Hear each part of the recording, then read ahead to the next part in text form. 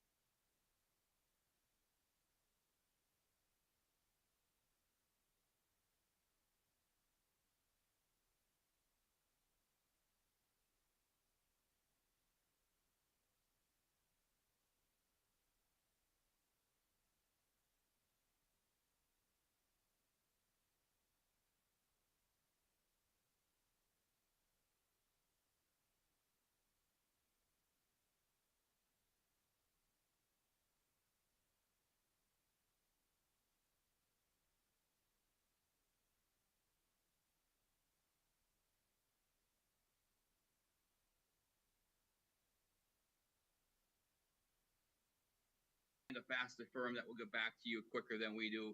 We're very conscious about getting back to you immediately. As far as the firm goes, we have about 35 years of experience. We've completed over 1,600 searches nationally, 97 in Wisconsin, so over 90 searches in Wisconsin. We average about 80 searches per year. We have 130 associates across the U.S. 9 are from Wisconsin, so we'll network with our other associates. We'll do that comprehensive engagement piece, and then we've got a full office staff, and we've got a great research and analytics department. We are the only search firm that's a WASDA business partner, and then I also serve on the National Association of School Superintendents Executive Committee. Again, it's just a great networking tool. And then about 75% of the candidates that we place, we've recruited. So again, we don't believe you just post it, let them apply. We post it, and then we contact people, and we do a heavy job with recruiting. As far as search process is broken down in 3 phases. You've got the engaged phase, the recruit phase, and the select phase. And then the transition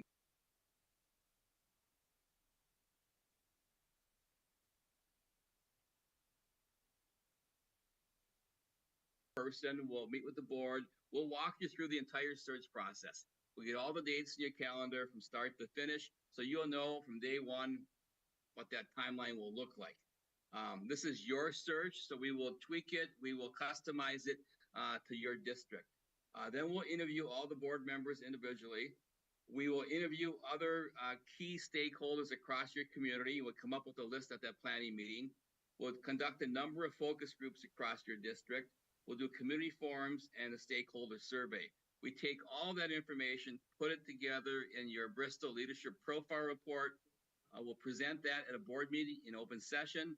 Once we present it, we put it on your website. We put it on our website so the candidates can read through it.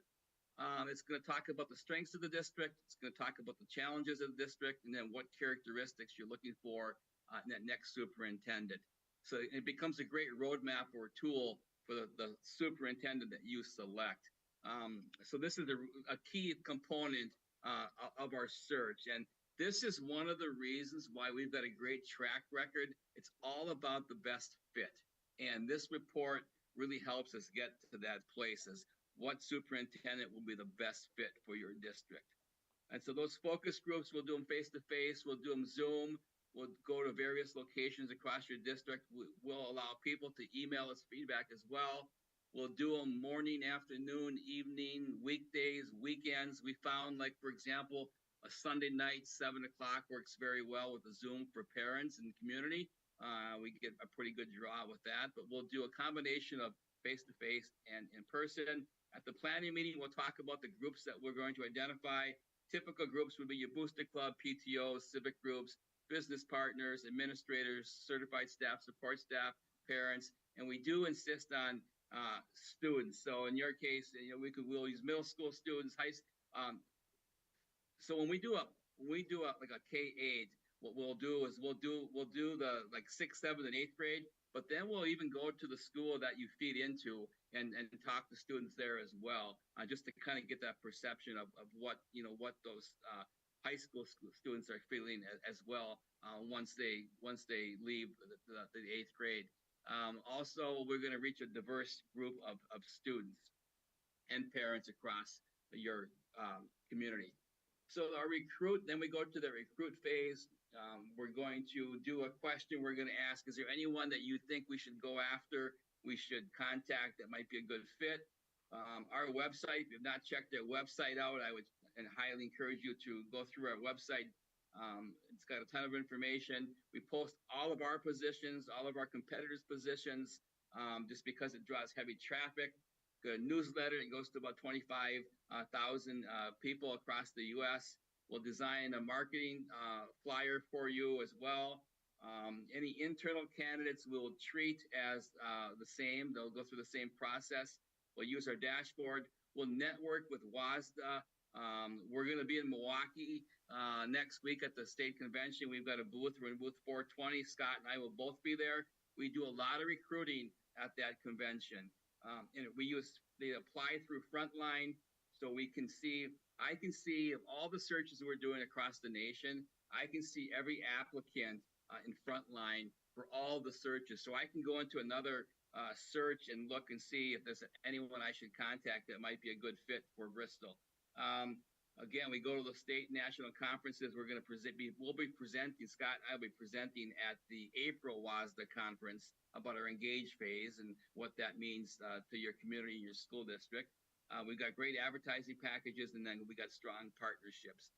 Once we get to that select phase, the board will see every single applicant as they come in.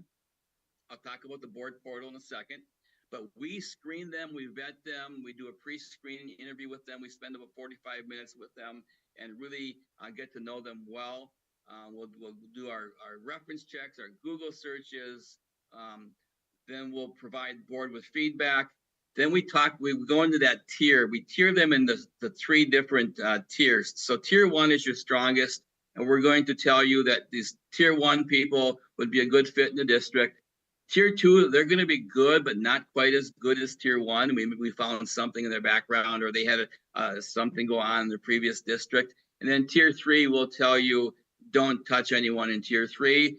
They will not be a good fit for your district, and you would not want that person working in your district. So then we'll prepare you for the interviews. We'll guide you through the interviews. We'll work on the interview questions. We'll use the report to generate questions as well. The finalists will spend a full day in your district. We set that up, we coordinate that. They'll tour the building, they'll meet with stakeholders, they'll meet with students, they'll meet with parents, staff. And we do a really good job where they spend the full day with you, and then you'll get feedback. We've got a QR code that we use, or a link where the stakeholders can ask them questions, and then they're going to respond to 2 questions of each of the final candidates. They're going to, if this person were hired, what strengths do you feel they could bring to your district? And then what would concern you if this person were to be hired in your district? And then that all goes into the board portal. So the board members will see all the responses as they come in real time. So that's a really big plus that we use, that boards love this, because they can get that instant feedback from those stakeholders. Then we'll do a third-party background check on your lone finalist.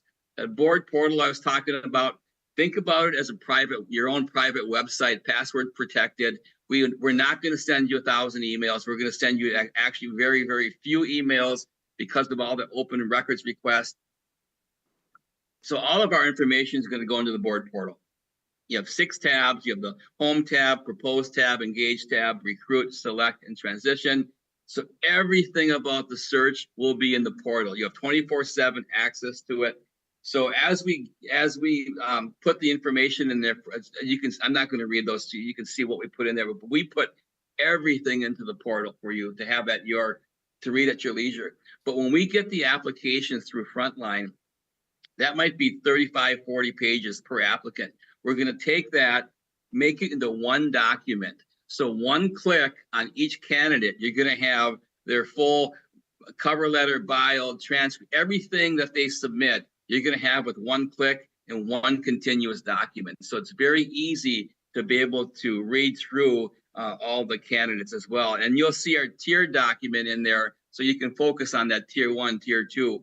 And then when we present the slate to the board, you can certainly interview anyone you want, but we talk about every single applicant that has applied and why this group of applicants will be better than this group of applicants. So we do that at a board meeting where we walk you through every single candidate as well.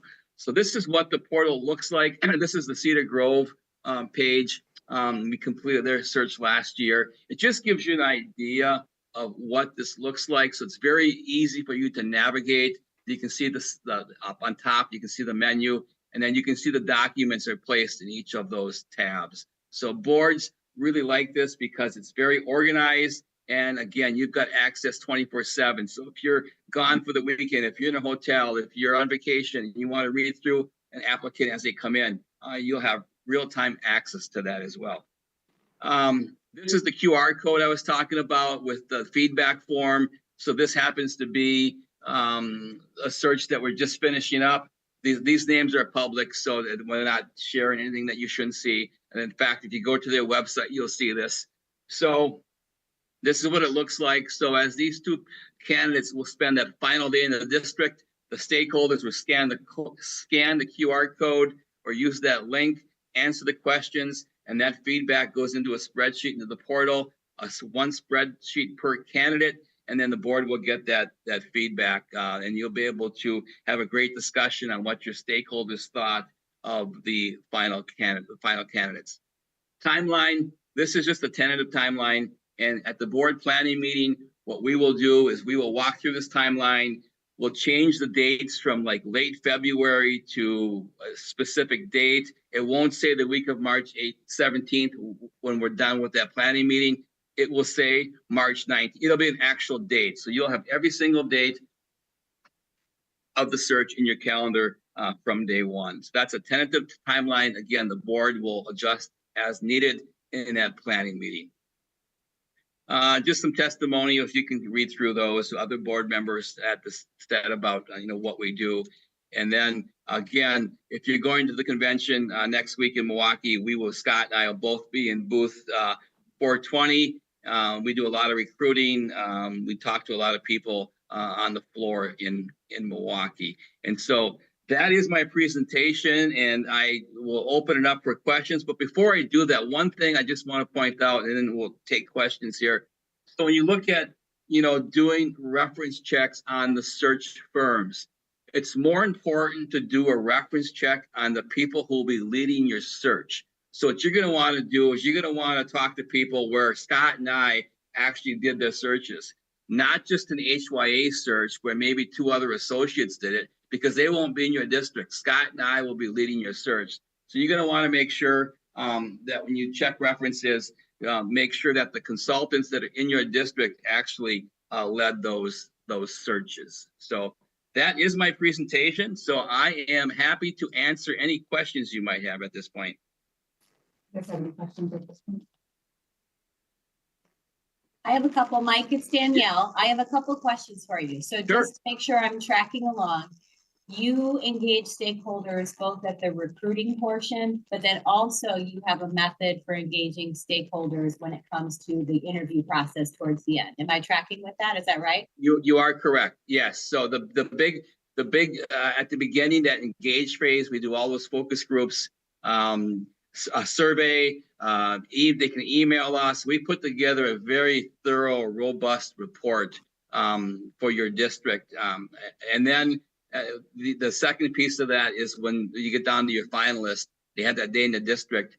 We will have about 7, 8, 10 different meet and greets set up where different groups of people, anyone that wants, will be able to meet the three finalists and then give the board feedback. Yeah, thank you. And I know that you're assisting with the Milwaukee search now. And I did read in the paper that they're giving you a run for your money and you're continuing to source candidates for them. Yeah. I feel like, to me, one of our biggest priorities is we'd love to be unified at the end with a candidate that we really feel like is a good match. What do you recommend in those unique circumstances where if you get towards the end and if we just really don't feel we have the right person, how do you advise the boards at that time? Yeah. So we will tell you, we will say to the board over and over and over, do not hire someone just to hire someone. If you hire us as your firm, we are with you until the end. You're not late yet, but if this drags on a little bit longer, you're getting late because it takes 3 to 4 months.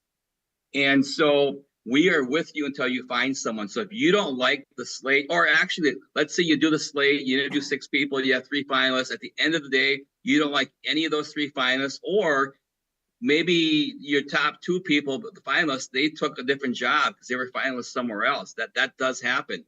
We will repost your search. We will find you an interim if you have to do the interim, and there's no extra charge. We are with you until you find someone that you like. Our track record is really good. So all those searches I showed you, there's only one person right now that's not currently I've been working for HYA for 7 years. So I've got one person that has retired after 2 years as a part-time position. Otherwise, everyone else is still in their position. Now, I know we did a lot of small school searches, and what happens in the small schools, sometimes they stay 2, 3, 4 years and they move to a bigger district. But you don't have to worry if you don't find the right candidate, because we are with you until the end. But we'll do a heavy job recruiting, and I'm confident at this stage of the game, you will find someone that you like. Thank you, Mike. Any other questions? Thank you, Mike, for your time. We Yeah. will be in touch. Sounds good. Good luck. Have a good night. Yeah, you too. Have a good board meeting. See ya. Thank you.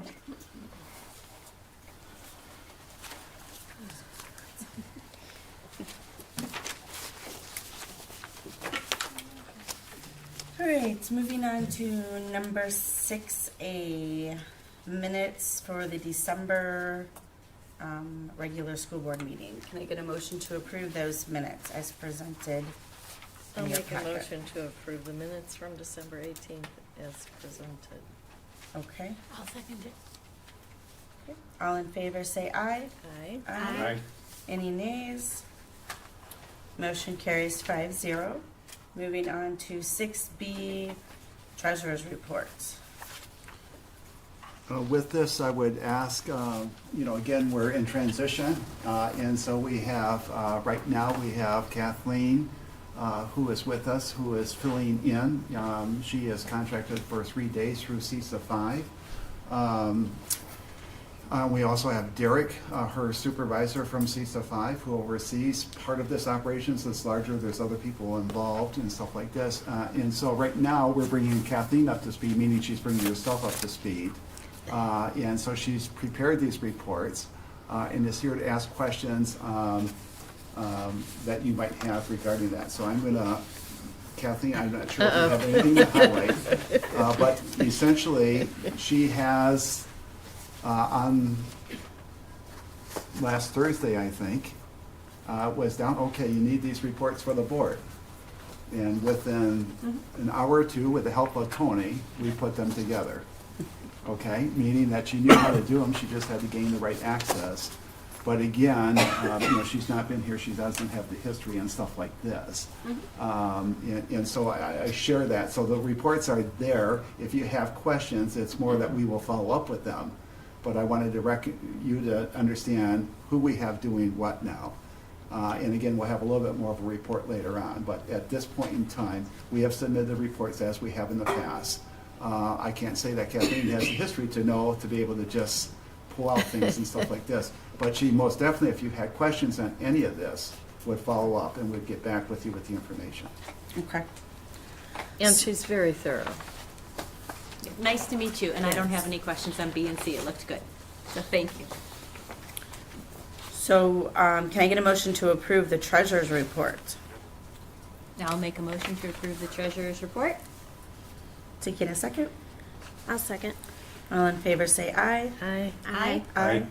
Any nays? Motion carries 5-0.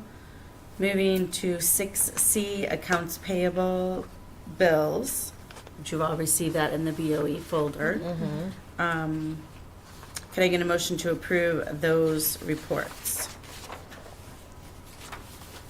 I'll make a motion to approve the reports for C. Seeking a second. I'll second. All in favor, say aye. Aye. Aye. Any nays? Motion carries 5-0.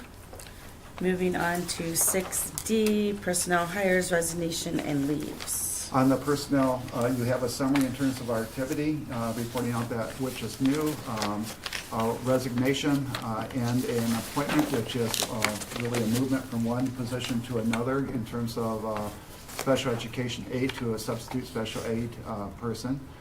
We have one person returned from leave, as we're seeing there, and one transfer there. So that's our personnel report for the month. Okay. Go ahead. I'll make a motion to approve the personnel hires, resignations, and leaves. I'll second that. All in favor, say aye. Aye. Aye. Any nays? Motion carries 5-0.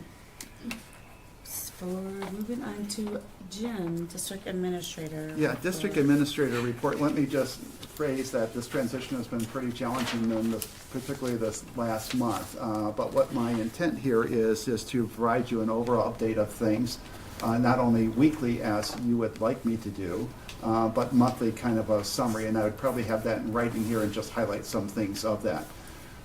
Probably the one thing I would highlight that I thought was very important that I helped organize was bringing Neola in. So we got some firsthand knowledge, and I think we are recognizing that in the long run this is going to save us time from what we learned. Also bringing our auditors in, because I think it's very important that the auditors don't report to the business manager. You know, the auditors really report to the board. So I wanted to start increasing the exposure that you know that they are accountable to you relative to what they see, and to make sure you know in terms of how you can access information, what you can convey it as expectations. I've been through the practice, as an example, not uncommon, where the finance committee not only would not talk to the business manager, but to me about, do I have any concerns? But I've also had it where the auditors, you know, with the board concurrence, would be talking with them without me. And then it's just a general, what do we see, what do we understand, do you have questions, and here's a recap and summary. We've taken this intro to do it through the finance committee. And I think we had the desire, you know, to make sure everybody, like at a workshop, but what we're doing is we're rushing to try to bring people up to speed in terms of understanding more about how the board can get engaged. So I own anything that we don't do and we miss some pieces, you know, to engage everybody at the same time to the extent that we can. But I think that that's where we're headed, and it did take a little bit, but I think we've got a good return in terms of what we're experiencing is available to us. So that is with what I tend to do with the monthly update, you know, and including if there was, you know, many times I want to make sure you have an efficient meeting. You might feel differently, and I recognize how important it is for celebrations. We should always do this, you know, but, you know, sometimes we're repeating ourselves, you know, time. Right. And what it's really important for me, but again, this would be working in terms of what you want to see, is to make sure you're getting your business done and that it's efficient. So we're working to find out where that balance is and that trade-off. And I just appreciate your tolerance here as I try to find that sweet spot, so to speak, where we're all feeling really good about making some progress maybe in some areas that we wanted to. So if you bear with me, you know, that's where I'm at there. With moving down to the strategic plan, because we started to get back into that last time, there was a short period of time, so nothing really to update if we use that same format. Mm-hmm. But I believe that strategic plans can be a critical driver. They can also be a shelf document. Mm-hmm. And I would have to say you have teed up a lot of stuff that could help drive this district. And I want to help take it to the next level. And I'm even suggesting the board might want to talk about a workshop, you know, to refresh, okay, where did we leave off? Because you've been through some transitions. Administration now is reduced, and trying to, you know, make sure everything's continuing to go. Some things got put on hold, you know, but for the most part, we're running a good school system, okay? But it's important that the board understands that, is engaged in that whole process. So I kind of recap some things in the strategic plan. I think that's really important. And the other thing I want to make sure is that you can have a strategic plan, and why sometimes they end up being shelf documents is you don't have big rocks, you don't have big goals, that you're looking for that type of growth in two particular areas, 1 to 2. So you're working the whole plan always for improvement, but some things you recognize, geez, if we do this, it's really going to position ourselves or have us, you know, ratchet up quicker because we took on something that was really significant. Mm-hmm. And I think we talked about some areas, you know, in the past in terms of, you know, we talked about the referendum. What didn't we know, you know, about that? You know, we've had some areas in terms of I need to make sure that special education is really working. Most definitely, I see good people. We're doing good things. But we're not all on the same page, how to get us onto that same page. And so I think I've identified 2 or 3 things that are important, that is where I think we should spend most of our time correcting or improving. while we're still doing the whole thing and reporting on it all. So that's what I had to say about the strategic plan. Otherwise, I would be no more than repeating myself, with that minimal update that we had. I think this is important. I think this could be a significant driver. I think having this in place, but I also went back to say who was here, from the beginning to when it was there. It's the three, we're halfway through it. Again, some of my things is, what's our big goals there? What is the one or two items we'd really like to say at the end of the year? We did that. Okay, I'm coming in midstream. You've asked me to stay through the balance of the year. This is all great, and I just want to help you move down that pathway. But again, I'm learning as I'm going too, because this district has its unique desires and where it's at. And then the last item, is the referendum budget. We have approximately $450,000, left. That means that interest earnings are more than, everybody's a little conservative here, okay? So you don't want to budget and be short. So you want to make sure that hopefully you're coming in on budget or under budget. You don't want to be over, but those things can happen, change orders, through this process. I don't know the total beginning, all the work that we've done. I only see a nice facility now. And I recognize, and I would never use the word wish list. I would start talking about prioritized needs, and that the board be aware of that. And some of the attached documents were in there was even that, what should you be looking to get accomplished over the next 4 or 5 years? And right now with that money, we have to move because construction, all that work requires good lead time, otherwise you're not going to have contractors or good bids. Right. And so without having all the understanding I'd like to have about where you're at, what you know, I need to make sure I'm putting something in front of you to consider, to say this is where we're going unless you want me to look at something else and come back. And so right now we have leaky roofs.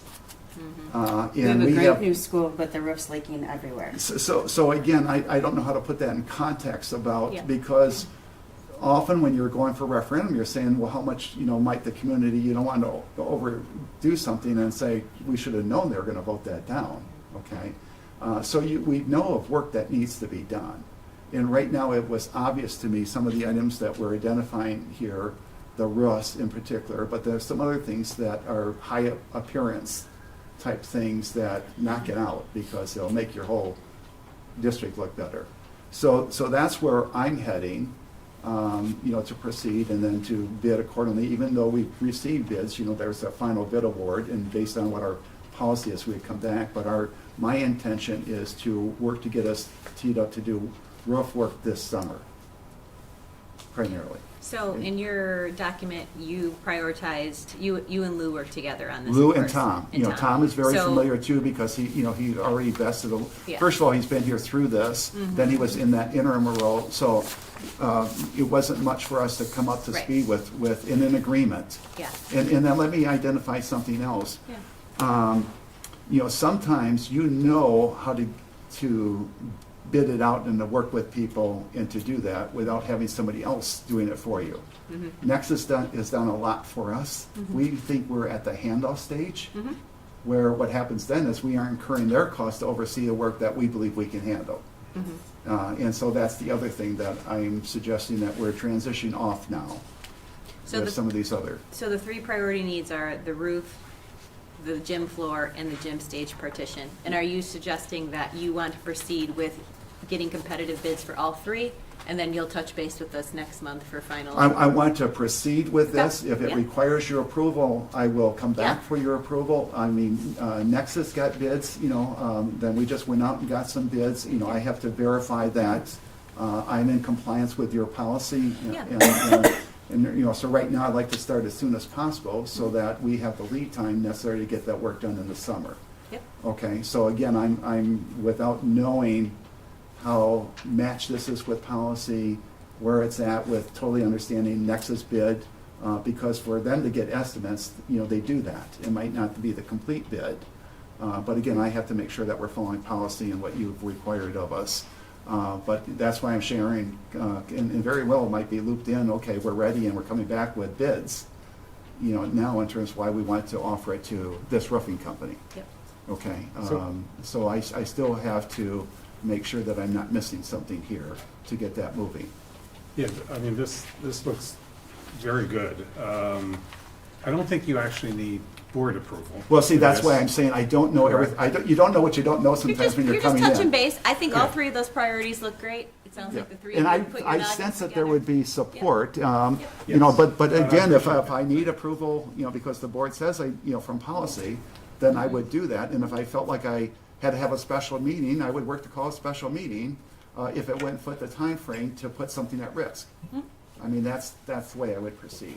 Yeah, thank you. No, yeah, I appreciate it, and I think that, I don't think you need approval. I think if there's a board member here Contract that approval, yes. has concerns, they should Okay. shout out Yep. loud to you Good. sometime in the next week. And then I would appreciate if you Good. come back to us Yep, if that's without the question. case. But otherwise, it looks good to me. There is actually a policy when you're expending more For the than, final contract. yeah. Yeah, so, and again, those are things that it was always, Design you know, contract. one is I would already know it, Right. Yeah. like routine to check, and I just don't have the, I love that. Did we do yeah, that? so. To me, the roof should have been done in the first Yeah. round, Yeah. because everything inside is beautiful, and it's getting ruined, Mhm.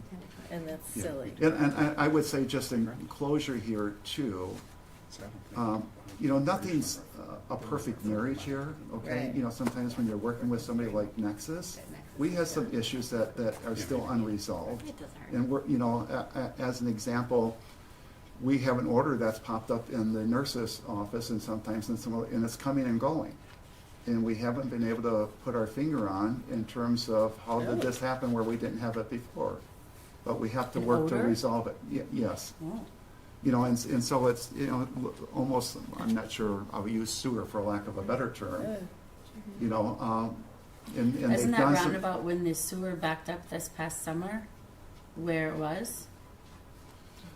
See, Yeah, anyways, so- you know, we could speculate, but the bottom line is, you know, Right. we still have some issues that are not resolved, and we'll continue to work with this, but on new stuff here, I'm gonna be working to transition out, but what I totally want the board to be is informed. You know, if Thank we've got issues that we're working on, you need to know that.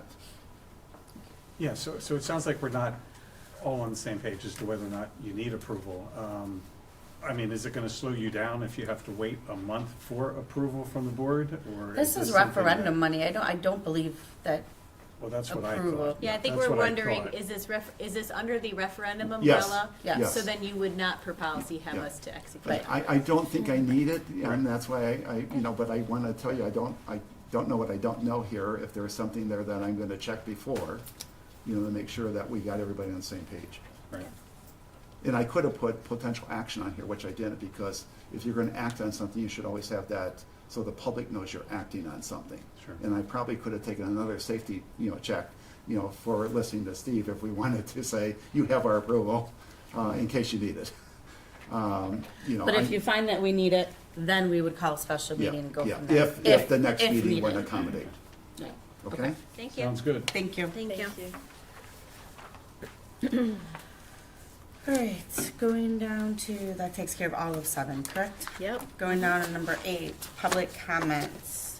Did anybody sign in if they want to? Okay, no public comments. Going down to number 9, committee updates. Finance Committee, Joanne.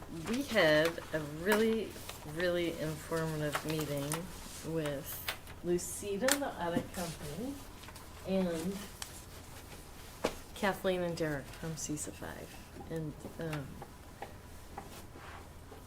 the audit company gave us some kind of good direction on recommending the board review some actual documents that were not bank statements, invoices that are not for regular, when I say regular, the We Energies, we're gonna have that every month, payroll, that kind of stuff.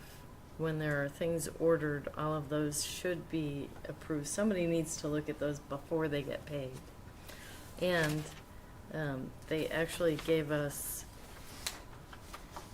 a an update on the program, that every Friday we can get a report showing what's due the next Friday, so that the board can approve that. And that can be emailed? Yeah, it's a list.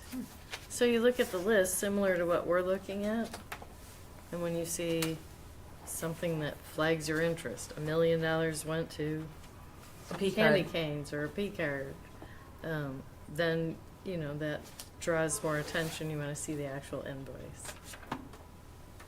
So that was informative and That's really interesting. interesting. Do you vote to release the funds, like all 5 of us, like secret ballot vote? And then how do you do that No, I without? think it's very similar to what we have here, and because as a board, there's 5 of us, individually, we have no power, Mhm. but we have a president that is the deciding the mouth of the whole board. Mhm. So, just like everything else, if you have a question, you would email to probably, let's see, the $1 million that went to a P card, Mhm. you would email Tina and probably Jim, what is this, right? Can we see the actual? Mhm. But, I guess I But was. currently, we don't see anything until after it's been paid. We don't ever even see an invoice. So you're saying this would be before? So This it is would give before you. the checks go out, we have a chance to look at it. I don't know if you recall, I had asked about a $17,000 check that went out 2 months ago. And I said, Sue, you know, what was this? And Sue said, oh, well, that was referendum money. It shouldn't have been paid out of that account. But it was mailed out 3 weeks before our meeting, so it was already cashed. See what I'm saying? If we saw those things ahead of time, Mhm. So do they not, I guess we could, and maybe this is It's later. just for us to view. But We for the wouldn't vote on following- it. Right, but so how do the funds officially get released each week? If the intention is to see them before payment, yeah.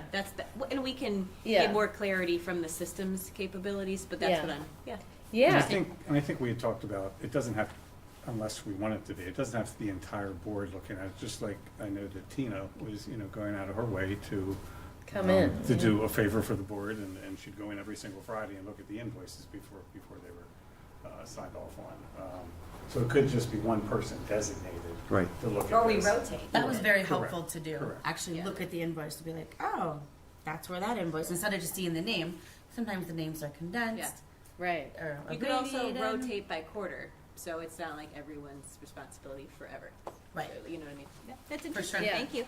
Yeah, so there's all kinds of abilities and, That's out of Skyward? yeah. And Leslie wasn't able to be here today. She's in New Orleans, hopefully in better weather. But she had been working with the finance committee since the beginning in July, trying to set up a program that we saw exactly what she was trying to put together for us, that Derek and Kathleen have available. It shows charts and graphs and information with drop downs. You can open it and look at more detailed information. And unfortunately, the information Sue kept providing you were never able to actually tie it together and get to the next step. So now we have Kathleen and Derek, and I think we'll get there. Anything else on the audit findings, the 2024, 2025 audit findings that you can share? There was nothing alarming.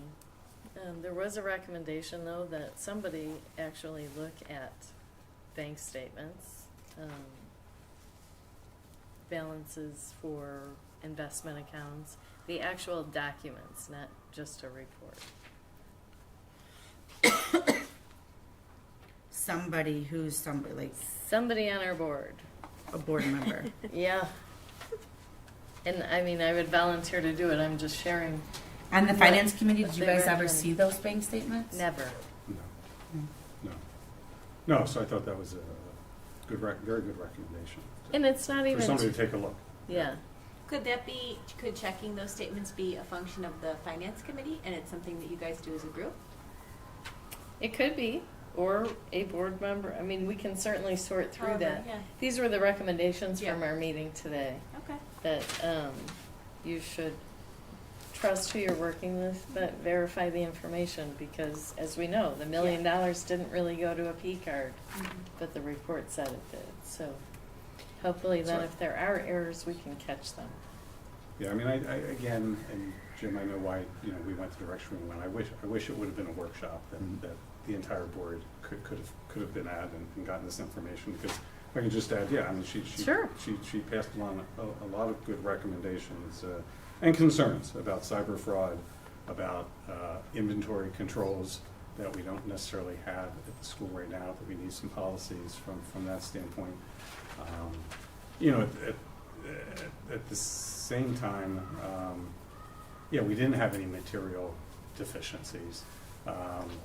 You know, there's a list of what's referred to from an audit standpoint as misstatements, but she clarified that, you know, there's reasons for all of those, so she wasn't concerned for that, which was obviously good for us to hear. So a lot of good information, something that we should discuss as a board. You know, she's recommending that we only have a 15% fund balance, which, you know, we've always strived for 25 to 30%. Again, I think that's up for discussion based on future budgeting and so forth. So a lot of good stuff that I think we should discuss as a whole going forward. And maybe, you know, Joanne and I can both take a look at some of the notes that we made and bring along to everybody in some fashion. Yeah, and actually, you know, I believe they do the audit again June 30th, somewhere after June 30th, right? First part of July. Well, they come in and do preliminaries, Yeah, okay? I mean, that's, you know, so it starts early and then they come back to finish. yeah, You know, so somehow they're setting it up to make sure things are in the process, they're coming in. And then other things, you know, because the closing transactions and all that, and then they come in. Then, like most school districts, because of the size, don't do the actual financials, they end up doing the financials. yeah. The woman that met with us was incredibly informative, and she also was very real. They are turning away clients because there are less and less people specializing, and there are more people wanting more. So she has not done a presentation to a board in person. Did she say 7 years, I believe? And she did this for us kind of as a, I don't want to say a favor, because it For is the goodness of her technically own their heart. job, Yeah. but they don't do it anymore, and they're, like I say, turning away Yeah. clients. So I'm not saying we shouldn't ask her or someone from there to come back in the future, but I think it was good that it was maybe less intimidating. Yeah, and that's to small group. start. Do you feel like the next step would be to put in writing what the internal controls should be? Like that would be like the financial. Or some of them were Yes. even referenced in the management letter, you know. Yeah. if you- It's- if you yeah, it's were- in writing. It is in But you had a writing. better Well, they understanding kind of about why. reference, they kind of reference with small districts, it is challenging to have like cross-checks. So I'm looking, Well, thank you there's for some- doing yeah. that. We don't, no, there's nothing, I mean, segregation of duties has been for the last 10 years, maybe longer. And in most school districts And because of their most school size. districts have that. Yeah, And not even just our size. Yeah, the other thing that came up, which I don't think you already mentioned, was that, and it was a concern, I think, of ours as a board, was that that Lucida was writing our financial statements, but we found out that they write it for every single school. Yep, There's not a single school that they audit that they don't actually do the financial Oh, really? statements. yep, So, again, of thank you. interest. Yeah, really interesting. What did they Thank say you. about the Learn. long outstanding checks? We didn't get to that. We did actually not had discuss great that. conversation, and the clock was spinning out of control, and we had to get to this meeting. Okay. So, but It's a good question, I think. It It is, should be and, something addressed. That's been on the audit report for Long time. a long time. yes, and I do have the report of that. Of the checks? Yeah, the Okay. outstanding checks, and Oh, you do? I think it totals like $600. Oh, that's it? It's 600? just like, That's it? you know, if your child no longer comes to the school and you had Yeah, $22 unclaimed left funds. in your lunch account, they Yeah. sent you the check, and you never cashed it. Right. So, Right. that one, at least the report, as long as it is complete, which I believe it is, it's not a big deal. Minor. The void stuff, though, I do need to ask her about that. Again, we're just trying to get to here. Thank you. Okay. All right, well, thank you, both of you guys, for attending earlier today. I know it's gonna be a long day, even more of a long day. Going on to policy committee update, if you have one, no, Nicole? Yes. So our last meeting we did, well, we introduced our two new, Lisa and Cheryl, and got them up and going. We only covered one policy because we were missing Derek and Jesse to go over some of their other stuff. But next month we'll have 5 more policies for you guys because we finished that. Or we'll finish 5 more that's left of the volume 33.2. And that will be for next month. And then the December packet has come out. There's about 37 policies in that one. Some of them are repeat from this last packet as well. As Jim said, we had the meeting with the rep, which was extremely helpful, very informative. My question months ago about the software that we actually do have a software. So it was kind of neat. He went through that. We had to change users. Unfortunately, we couldn't get rid of one, but we were able to delete the other. The software is actually really nice. They move over all the policies. We can edit, and then they will finalize everything. So that will help us go through and be more efficient, especially during our meetings. The downside is that we are behind in a lot of them. Not so much in the policies because the volume for December just came out, but the AGs are very much behind. So Tom is going to spend a day. Behind and updating are behind? Like how Those far are not, behind? those are not in the policies that we're updating today? We don't do administrative guidelines. No, the administrative guidelines falls more in the administration court. It's Yeah. okay, we understand you have a policy you want us, and it's essentially we're saying, how are we gonna fill that? Correct. Now, not always, your policy sometimes can speak very specifically where you don't need an AG. Right. But otherwise, there are things, well, how are you gonna do this? And the AG kind of puts in the missing pieces about this is how we're gonna fulfill your requirement about what you want us to do. Right.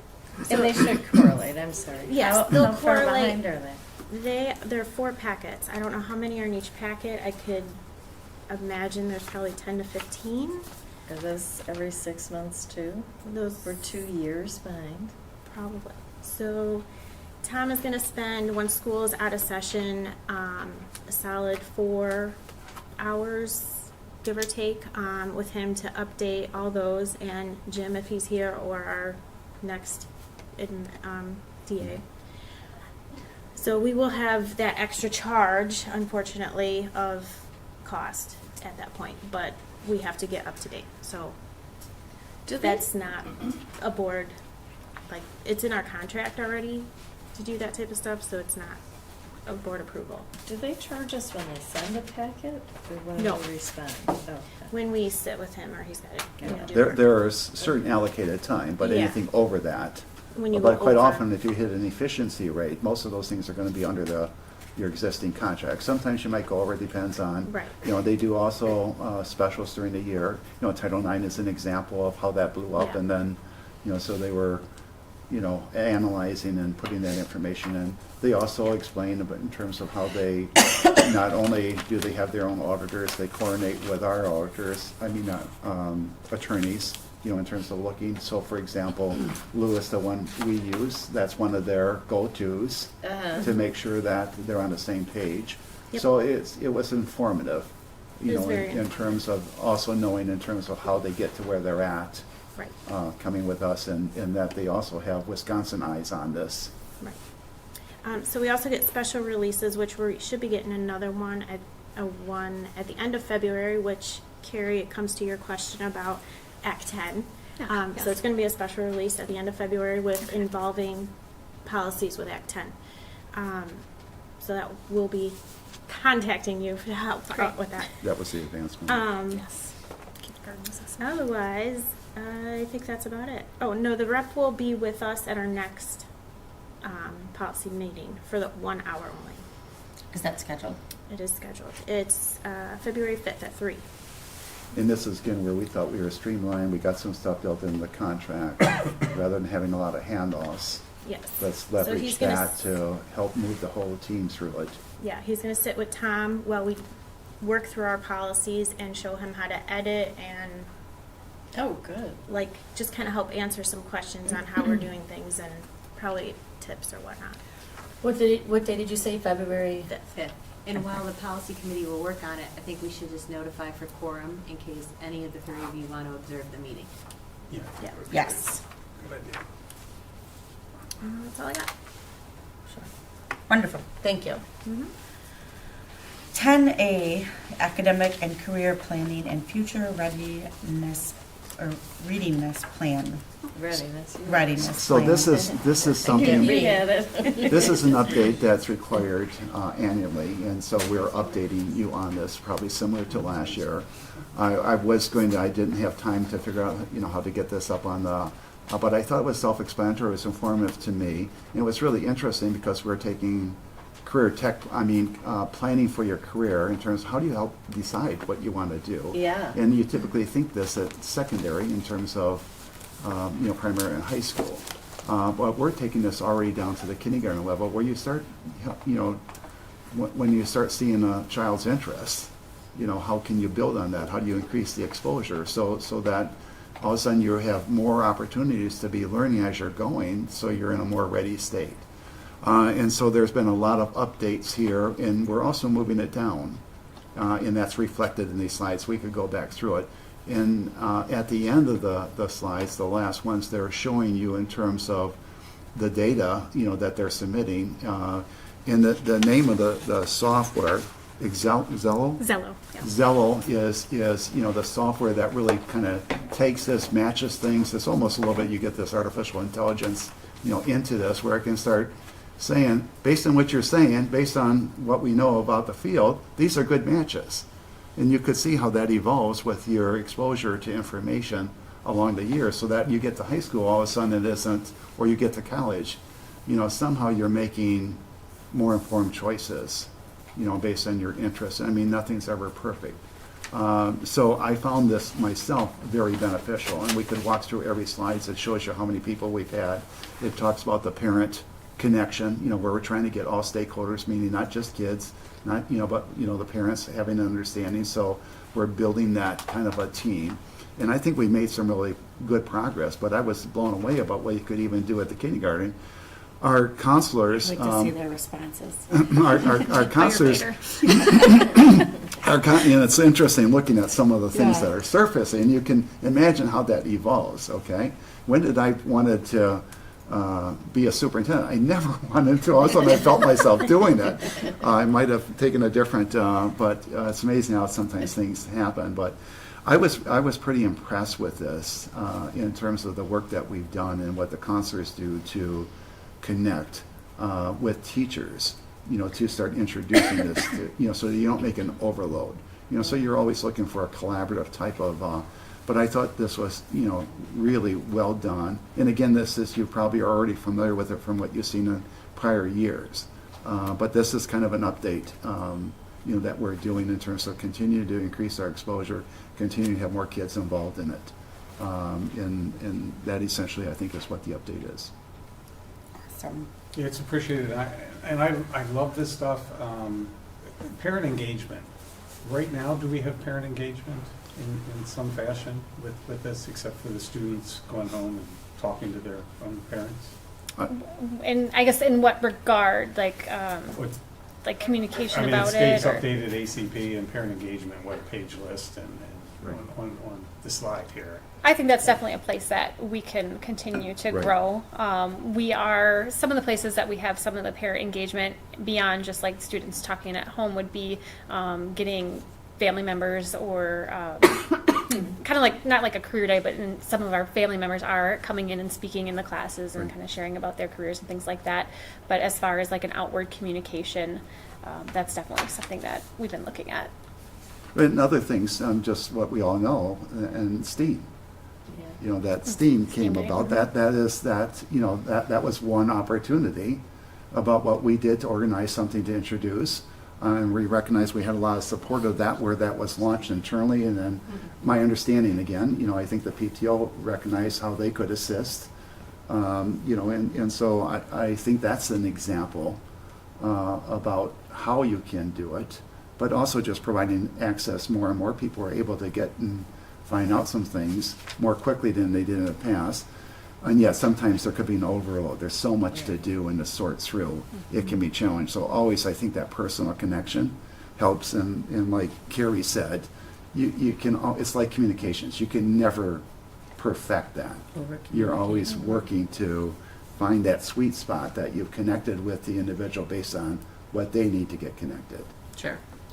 Thank you for the four of you and your efforts. I'm wondering, would it be appropriate, because it's been on the district site in the past, but maybe we can make a note that this would go under the counseling department again, so they can see your hard work.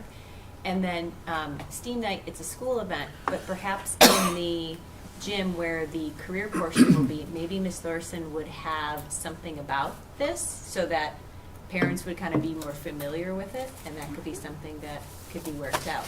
Yeah, absolutely. I know Yeah, she but was thank you. That's interested in attending as well. So she's and then been- we can highlight what this is, and more parents will know that this is something that's already in motion. That would be wonderful. Thank you. Thank you. Moving on to 2025-2026 school calendar options. Yeah, again, you know, a couple of things. First of all, if this is again one of those, Oh, do we need to take a vote to approve that? We did, I believe we did last year. We did last year, but it was just an update, like nothing's been yeah, changed. I thought it would only had to be an update. Just an update. Okay, Yes, so we have to yeah. approve it? All right, okay, thank Yeah. you. Right. Sorry, Nick. Making sure. Then the next item, you know, again, these are one of those other items that we wanted to make sure that we have time to be able to digest it, make sure that whatever we're recommending you have.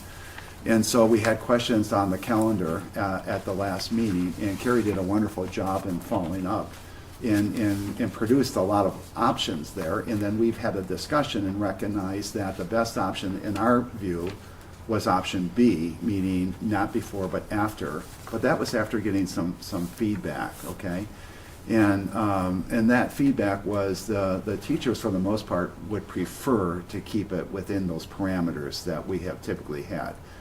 But you have to know that there's a lot that you're trying to get done in a school year. So you always need to be thinking of the student, your customer, that you're doing it. However, when everybody's working together, you know, sometimes you find good approaches. And so Carrie did a survey with staff, got some good input, got some good engagement, created some challenges because nobody wants to say, I want to do more, or, you know, how are we going to get this in? But I think we rested in a good spot where we felt comfortable recommending B. I don't like necessarily putting information out there, not knowing exactly how we've done in some past without you knowing what I'm asking you to consider. Meaning that I'd always like to be able to offer you a recommendation, an option, so you know what we reviewed. And I think you've done this in the past. I just don't know exactly how, if it's been a couple board meetings or We've not. never seen the options, we've just seen what's being Okay, proposed. so that's a little bit, and I have to, you know, again, thank Carrie and our teachers, you know, for again, taking some time here to do this. Now, so that's where we're at, and I'll open that up for questions. The other thing we clearly know, and if we were a K-12, we would consider this, because parents can sometimes have kids at various grade levels, and you don't want to have, okay, at K-12 it's not going to say, we're going to take off spring break for elementary kids here and spring break for our high school. No, you're going to, it's a little more challenging when we're not part of that high school other than a feeder. So there could be some differences. We know the importance of trying to align with this. We also know the importance of making sure we get in what we do and what we feel is still works best for us. And we recognize, you know, sometimes the trade-off is, yeah, some parents are going to say, that's not right for me, and I'm, you know, probably going to miss that time. That could be here, it could be at the high school. But it's more of exceptions than the norm, and I think most people are going to work to, you know, try to accommodate both their desires and what we're trying to accomplish for them. So we recognize that there's some differences. We can talk a little bit about that, but you know, essentially, That's our recommendation. We feel it works best for us. But also knowing, how important it is when your staff are engaged in it, but also knowing that you're not inconveniencing parents, because there's some differences. And so we're aware of that, but we still feel that this is good unless you would like us to vary this in any way. And Carrie's, definitely available to talk. She's did most of the work here in terms of sorting out options, knowing the things we're trying to accomplish. We also know sometimes when you have, instead of the full week off and you're coming back for a day or two, it's not very productive. Yeah. So you could be accommodating and not getting a return on that. And those are some things we're trying to manage. I would add one more thing. Carrie and I both have a desire to, why don't we plan calendars out for 3 years? We won't finalize the next one till Yeah. that year, but start, and maybe the high school fall is our lead. Because we're looking forward there a little bit. So those are some of our thoughts there. So I'd open this up to questions that you have before considering our recommendation or revision. So I shared with you guys Central's calendar. That did get approved at their November meeting, and the only difference is the winter break. Other than that, it's pretty lined up. So we should line ours up to approve in October and let them follow us. Well, that's why, and it was Carrie's idea about why, we really should, when it's repeating itself, why aren't we trying to look further out? Yeah. It really makes good, and sometimes, and I would have to tell you, this is something that I've observed and heard and picked up. And so I'm doing a little bird walk here, but we try sometimes to do regional professional development, and we're not participating with the high school this year as much, but what really worked the best was what we ever did was when we were part of that, they were like what we did in that component. Yeah. So we are always working in the best interest of our students and willing to share.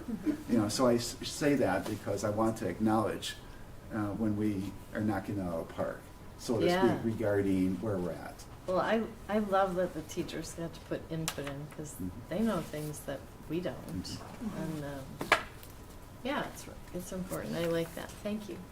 It was very difficult for them too. I had to It have was. them pick the things that were the things they wanted to kind of have at least be the priority. So I had them remove one thing and then they had to pick another one. They're like, this is really hard. I don't want to. But That's a good thing, though. See, they Yeah. recognize Yes. that administration But, has to go through some They- difficult challenges. it so- forced us all to problem solve together and, And their come up with some good input's ideas. important. Absolutely. Yeah. Yeah.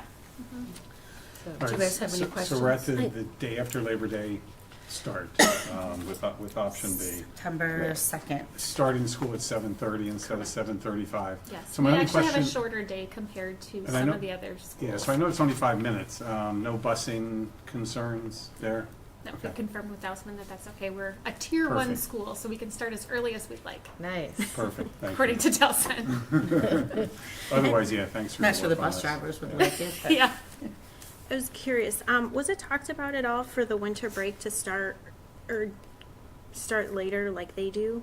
Miss the Monday and do well, I guess for us, maybe change our early release to the Tuesday?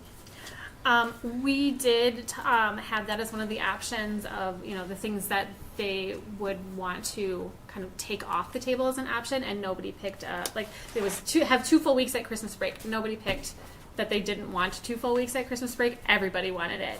And a variety of reasons, little kids in particular really struggle with focus if we have those short weeks. We also have attendance issues with the short weeks. So that was something that we looked at as, not one of the possibilities that people were looking for.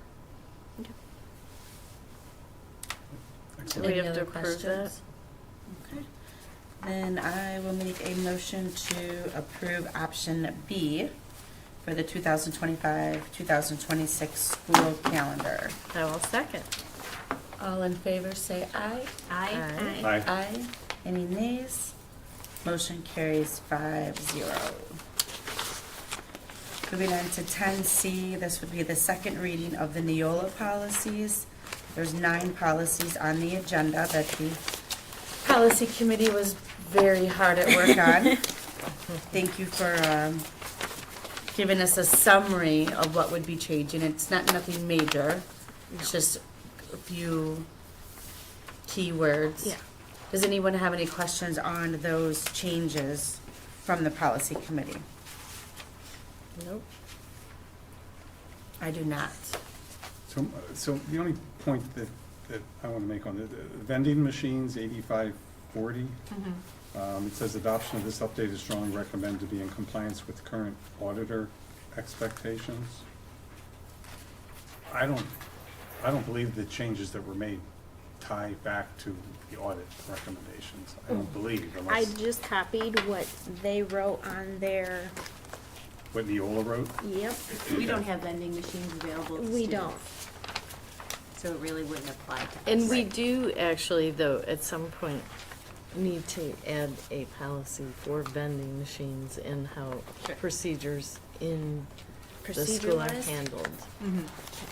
Yeah, But, Okay. That's but not. yeah, this like one. in high this- schools, they have vending machines and there's food. When it says auditor, I think it also means in health and wellness about what items are in said vending machine. So we don't have that. That makes sense. it just so happens to also be listed in our financial audit, Right.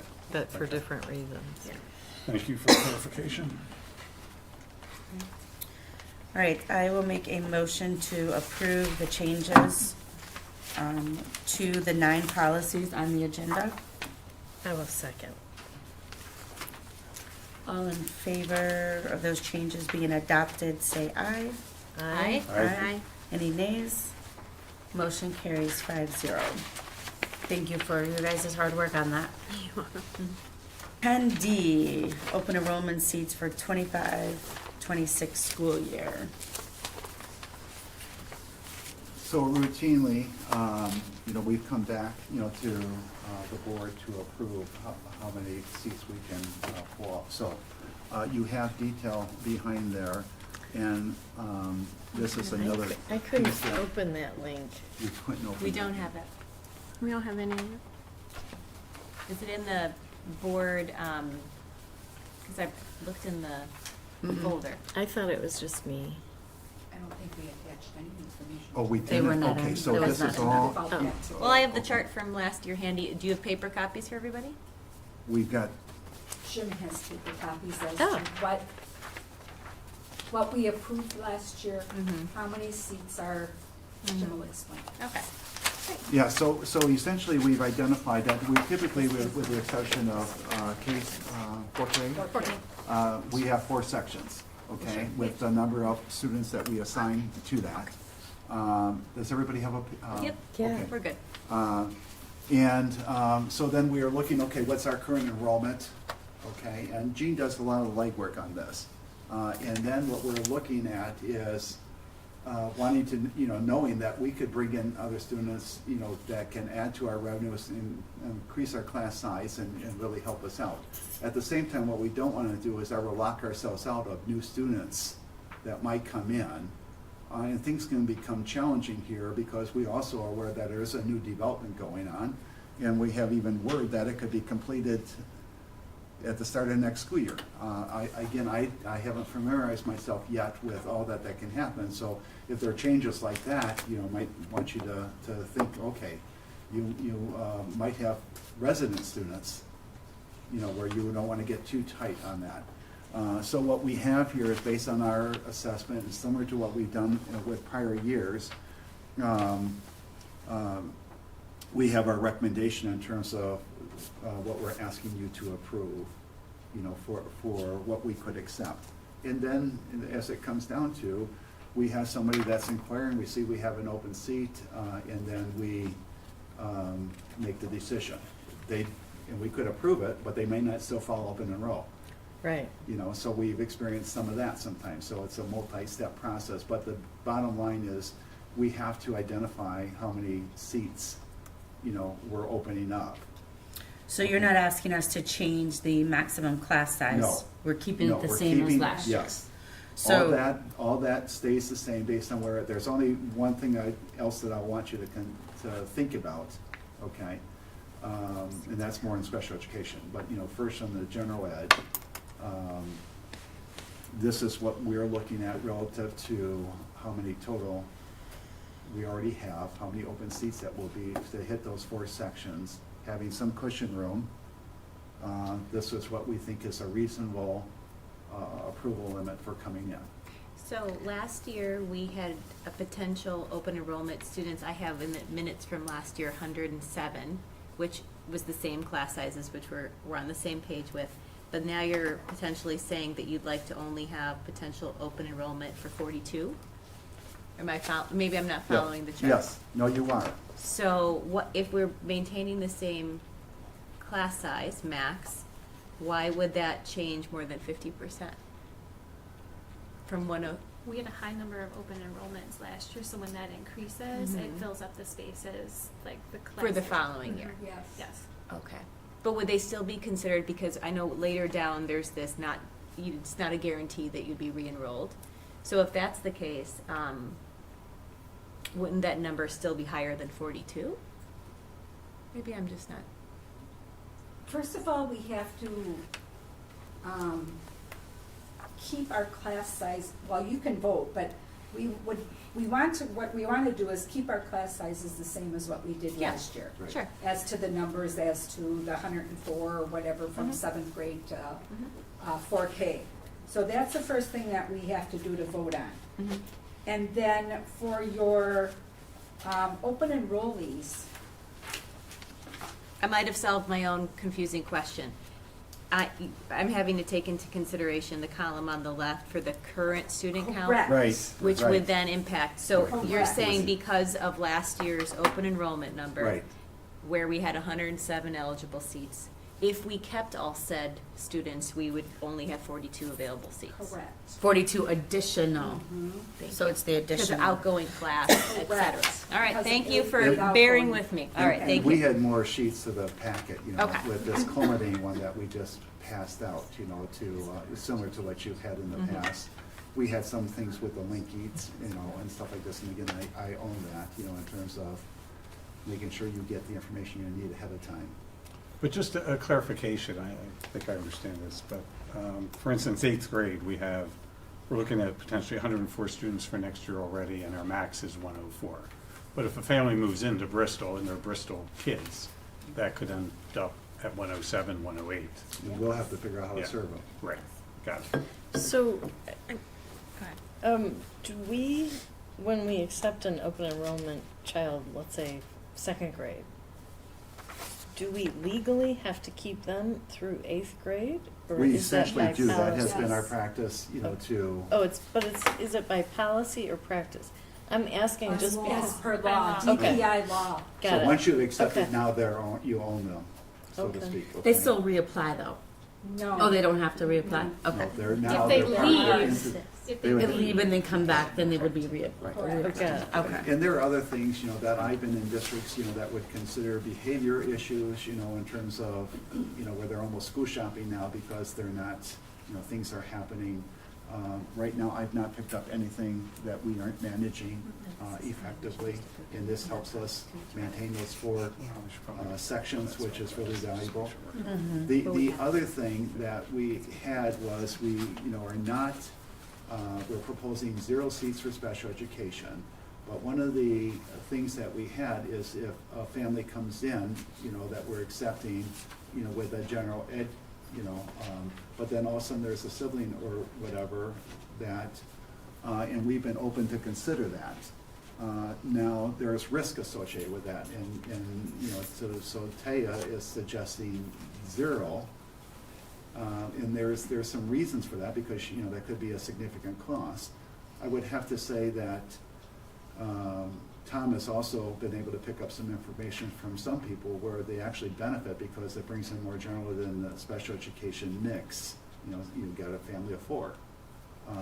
However, you can have, obviously, some things that are really cost prohibitive and you can't serve, and you'll have to find a different solution, or it's in there. The other thing we have to recognize is we now have a charter school within our boundaries that could also impact us on special education service. So there's many things here, but I wanted to surface that I had conversations with Taya, about that there's risk associated with that, and that you could, it's trying to protect to make sure we can continue to service our resident students, and who else then we take in to make sure that we're providing the quality service that we can with the resources we have. Well, that's where my question was directed, so that we preserve spaces for future residents. But if that's not the case, then we would have to expand, it looks like. There's a new development already underway. I know there's a huge business development, the Apartments. largest. On 50, yes. Yeah. Yeah, Across on from the Highway Broad 50, yeah. Stop. Yeah, Uh, they're Outside of expanding Highway that 50. subdivision, I Yeah, think. I mean, that might be ready for next year. Yeah. Yeah, Yeah. it's apartments though, so, Again, that's what. no, it Yeah. brings in kids, not as many kids as single-family homes, Yeah. but, right. So I have a question. It says for max size for the 5K, 72, you have 51 there. Wouldn't the math be 21, not 15 unknown seats? Well, I talked to the 4K teachers. For 4K, we don't know is that what you're No, talking about? 5K. 5K? I can speak to this. Okay. So in the earlier grades, particularly in kindergarten, there is some level of unknown as far as who's going to come into us. Technically, school's not compulsory until first grade, but typically we get most kindergartners. But if they didn't attend 4K with us, we don't know exactly. So we can anticipate that like we're going to get all of our 4Kers in, but there might be some resident 4Kers that will enroll yet this year. Right. So And it leaves a if little- we kept all 51, wouldn't we have an unknown seat open of 21, not 15? Oh, yes. I've also asked that question. Sometimes kids enroll in our 4K half-day program, but then they open enroll as a 4Ker, but then they will go to their boundary school Oh, later. so are we counting extra kids then in this? This is up to the board. This was as to what Jim It's a and I sat projection, down yeah. and kind of talked about as to what we would want maybe to approve for open Does enrollment, that sound but right? it's open. But all the other for- numbers Yeah, seem to I think you're match. right. I think it should have been 21. There would be 21 seats technically available. Right. Okay. And then we conservatively went down to 10 because okay. there's just significant fluctuation and possibility of what that So our looks like. recommendation still Do we- stands. The but we- recommendation is correct, but the number of available seats should be 21. Okay. Do we typically get a lot more open enrollment for kindergarten and first grade? I'm sorry.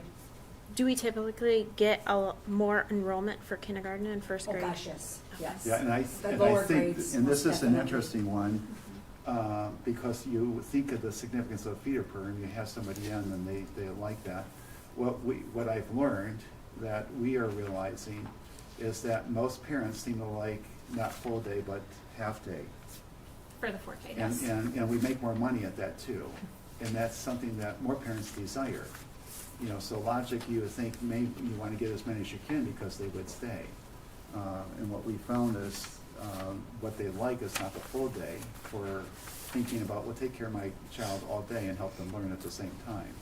They really prefer a little bit more flexibility of not having that. Tina, if I make a motion, I have to read out each number for the max class size. Is that okay? Yep. Okay, if anyone else has any discussion just about the max class size, I'll go ahead and do that per grade level.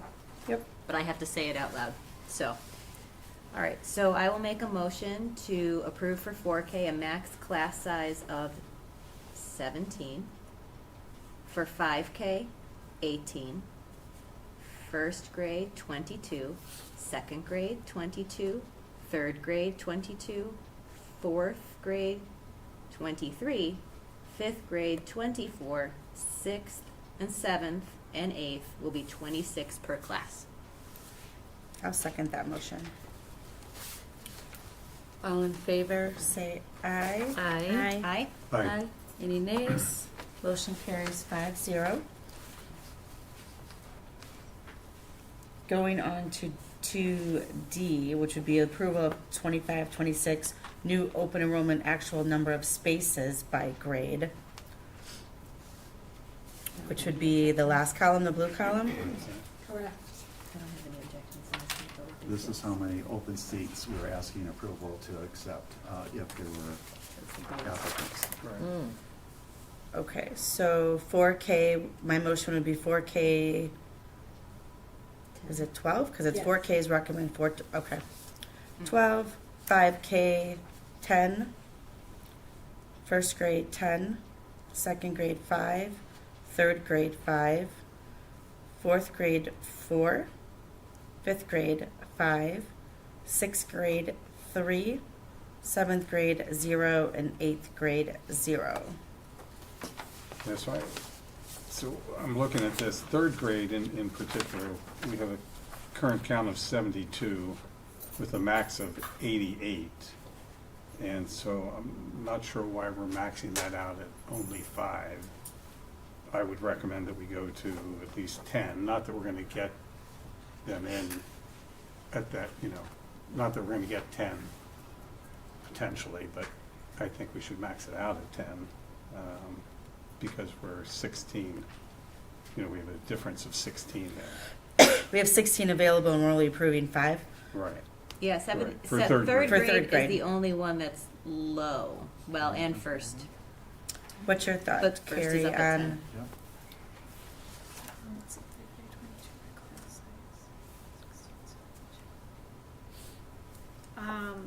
Yeah. So if we moved it to Say 10? 10, the same as first grade, which is a little low on numbers, I think it still preserves the max class size and there's no danger there. Unless there was a reason, Yeah. or maybe it No, just got we're okay. We're okay with that. We're Okay. good. All right. Thank you for seeing the so it'd be extra capacity 82? there. It would be 52 then. We're only adding 5, right? Right. Oh, yeah. Yeah. So 47. 47. 47. Thank you. So for third grade, 10. Do you want me to reread all that? Okay. I will make a motion for 4K 12, 5K 10, first grade 10, second grade 5, third grade 10, fourth grade 4, fifth grade 5, sixth grade 3, seventh grade 0, and eighth grade 0. Well, I'll second it. You funny. I know, I'm trying to entertain ourselves, okay. All in favor say aye. Aye. Any nays? Motion carries 5-0. And let me, again, I appreciate your tolerance here, and I also appreciate the tolerance of everybody who's helping carry this load, in this transition. But Jean has been trying to get my attention so that we could review all this. today. And in all honesty, I'm in too many places at There's a lot once. going on. But people are doing work to try to carry this over the finish line in catching as much as we can. Where what happens when you do that final review. Yeah. Sometimes you have it, I was anxious to say, okay, we provide this information, will the board know what we want them to consider as our, and then I'm rushing and I'm not necessarily picking up and putting things in the. Well, thank you guys for, So- Thank you so very I- much. Doing all I this. express my appreciation for you and also to my staff, who have done a yeoman's job here in terms of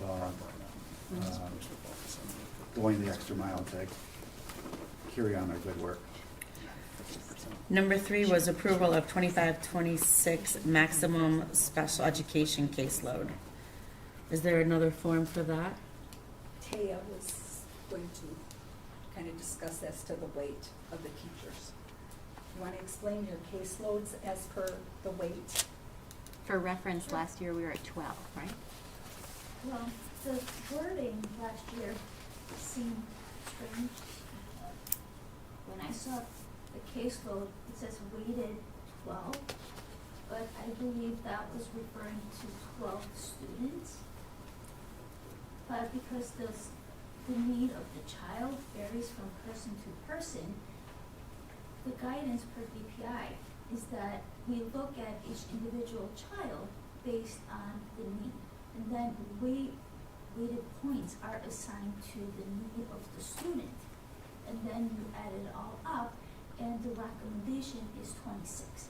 So we're just going with that number just so that it's not strictly based on the number of students per caseload, but you look at all the students holistically and then base your decision on the needs of the student and who can meet their needs best. Because 5 students may Mm-hmm. weigh a lot more than 10. Mm-hmm. Does that kind of make sense? Mm-hmm. Most definitely. So your recommendation is 26, Correct. and last year was 12. It just says weighted value of 12. So would you be comfortable with weighted value of 24? Weighted value of 26. That's 26. Okay. Whereas last year, that 12, was a discrepancy between the Okay. word weighted versus strictly number 12. Oh, got it. Because it's not the weighted points of 12. Got it. It was 12 individual students on a caseload. Whereas now we're looking at the weights that are assigned to each child. Is there ever is there any guidance on if it's a low weighted child or caseload for that particular individual, is it still appropriate to set a max of the number of students that one special education teacher should work with? Or we only do a weighted value? We do a weighted value, Okay. but also like we would need to consider other factors, Mhm. such as is there travel involved between buildings, and that's not something that the school district needs to worry about. Okay. Other factors like being on different committees. So if a lot of the special education teachers are expected to be on different committees, then that would add to the weighted section would remain the same, Mhm. but they would still receive credit for the additional work that they do, just so that they are not overburdened. Yeah. Yeah, thanks for explaining it to me. Yeah, thank you.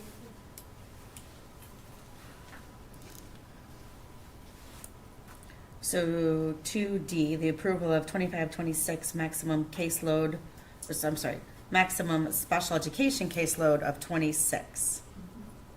I will make that motion as pre-presented for the 26, seeking a second. I'll second. All in favor, say aye. Aye. Aye. Any nays? Motion carries 5-0. Going on to D4, approval of 25-26 open enrollment actual number of special education. In here, we're recommending 0, but then we have language there also that goes with it, that's unless there is an older sibling attending in spaces for the open enrollment, applicant is available at that grade level. Now, this is where we had conversation, I was alluding to this a little bit earlier in some of my comments, where working with Taya was recommending to remove this sentence, that we just stay with 0. So that's, in the past, we've had that in there. I don't know if we had a situation like that where we were presented with any students, Taya, where we had to consider that in our prior years. We have. So again, she would ask us to consider 0, just strictly 0. And I guess I'm assuming we couldn't make a difference between, say, somebody that has lower needs, that is weighted lower on the scale. I'm assuming we can't do that, because it just seems to me that, and I get it, I get that, of course, it just seems to me that, a parent that wants to bring their kid to Bristol School for good reason, maybe they have a younger sibling that is having trouble, from a language standpoint, with their R's and S's. And, now we're telling that parent that that second student can't come to Bristol. And that's tough. That's really tough for me. In that I think about, you can correct me, or you can tell me what percentage of students are just speech, for instance, of our special education students? About 30%. 30%. So, I guess and I'm not concerned from a dollar amount, bringing those students in. I'm concerned from, a parent and student situation where, we had, I think, 40 new open enrollments for this year because, because people think highly of Bristol, and they want to, and good reason. And so they want their students to attend here, and they're willing to drive them here, and so forth. And now we're telling a certain number of those that we're not willing to take them in. So I'd have to say, I can't. I personally can't. I see where you're going. Have we denied a lot? Or is this just something that is there and we've never actually had to use it? Or I think private schools are in a position where private schools get to pick and choose, and as a public school, we are obliged and should take care of all of our special learners in district. If we had a better reimbursement rate from the state, or if we were in a different financial position, I would love this to be a destination for a lot of different students. But the reality is that puts us at a difficult position and opens us up for liability if No, I understand. we cannot pick and choose like private schools do. I wouldn't want to put us in that position.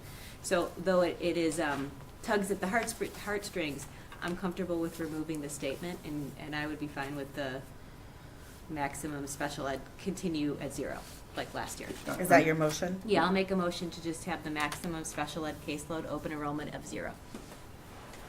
I'll second that motion. We're just doing number 4 right now, right? Mhm. Okay. All in favor, say aye. Aye. Aye. Any nays? Nay. We're just doing number 4.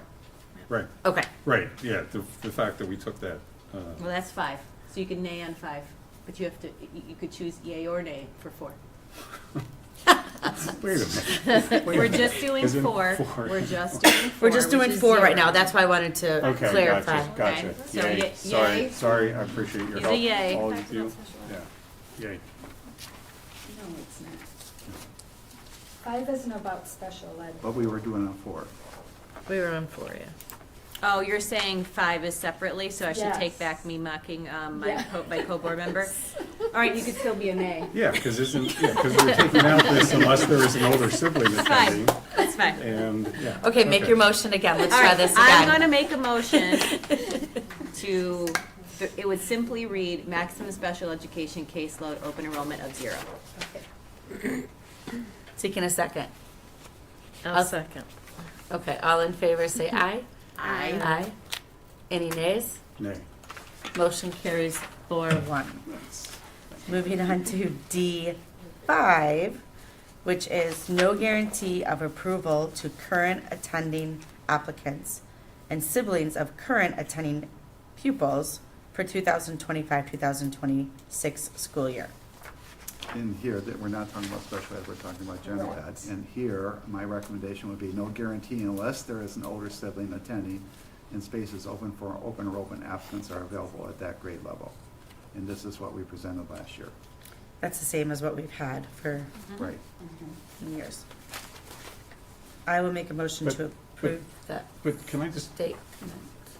if I can find it here. We have a policy that goes against this, correct? I'd have to. I don't know. I don't know, but we need to amend it if we change this. Oh, but this is what we've had. Right. Can we and I- look, We can you do. guys look up the, And I think last year we talked about, and getting rid of the changing word policy guarantee? If we thought we should. Now, I think I have that policy somewhere, but I can't find it right now.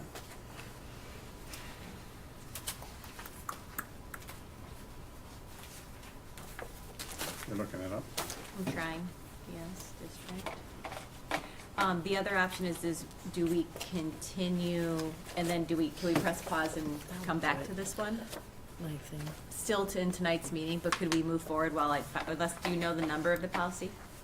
No, Okay. no, I had it. So I just kind of wonder, in an effort of time, can we just pause this one, continue forward, because Cisa's here and all that? 5113, Is that it? 5113? we're what it thinking looks of, like. Open enrollment interdistrict?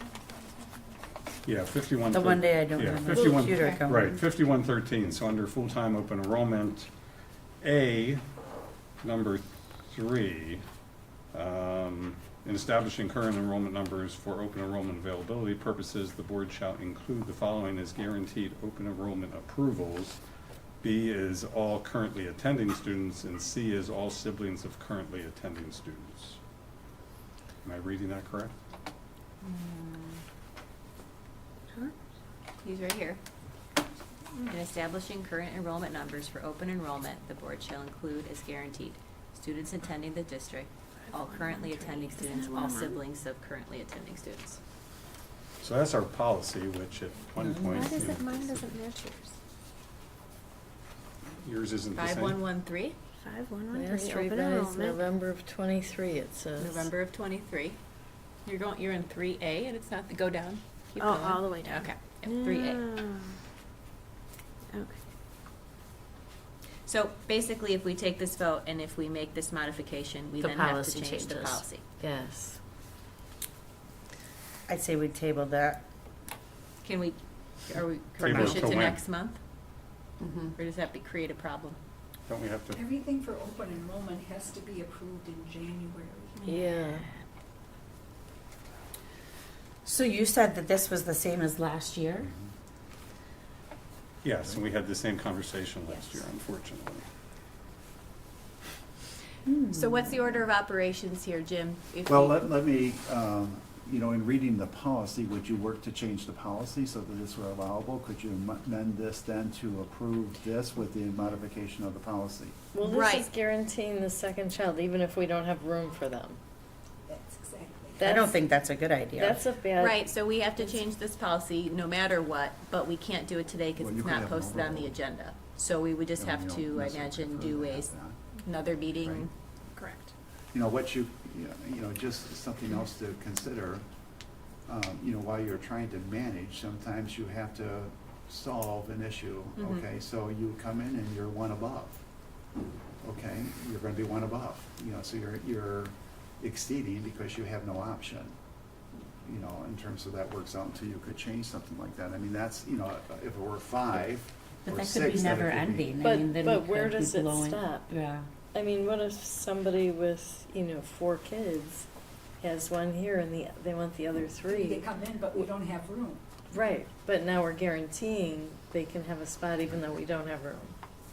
And I So- get that, and I guess and- again. And to take away from our students by adding head count Right, no, I. and stress our teachers Yeah. with extra kids Yeah, I- over and above doesn't make sense. Can I make a recommendation that we vote on what's on the agenda, and we're gonna have to do, even if it's a virtual meeting, and we're gonna have to do a policy change to make, to Yes. match what we have made approved here?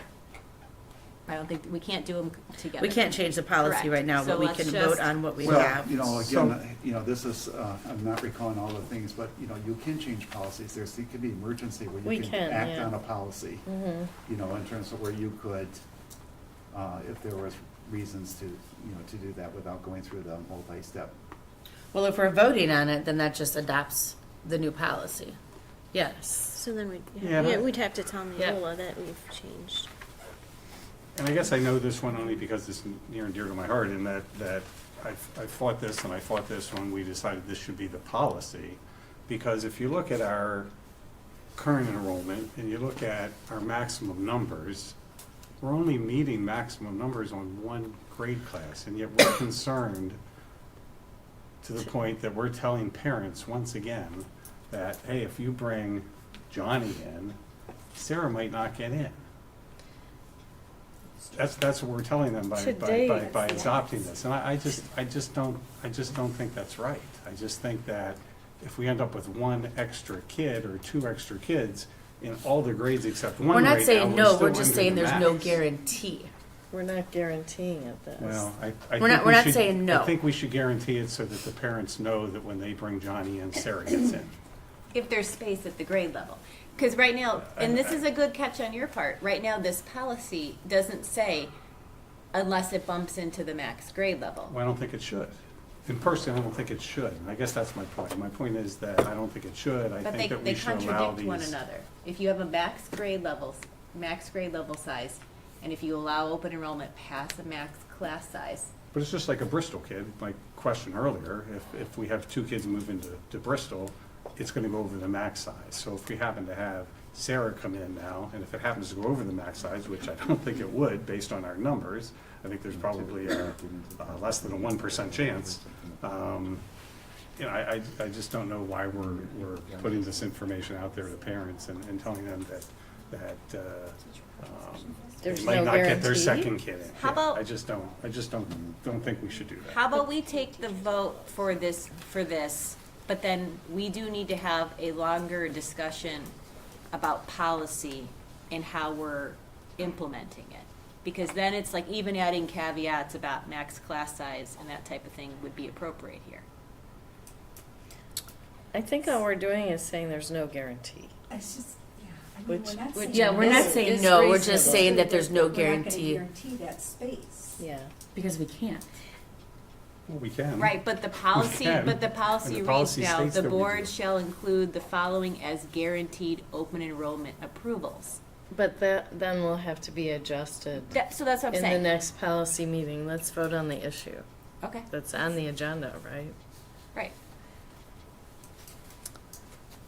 So we should take a vote for what we have here, and then we just have to make sure the policy is comfortable after the fact. So I'll make a motion to approve the wording that's on the agenda.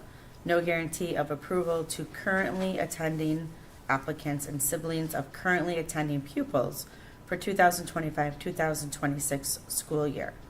I'll second that. Wait, what's 24, 25, right? But with No, we're on with 20. respect to that, didn't it just come up earlier that we had to, by law, approve currently attending applicants?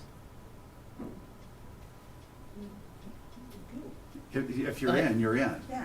Right. You know, we're not talking Okay, about that's not what members, this is not- saying. This is just We're- siblings. This is just, it's a Just- little confusing just- the way it's written, I think, but, so this is just siblings. It says Attending no guarantee of approval applicants. to currently attending applicants and siblings of currently attending pupils.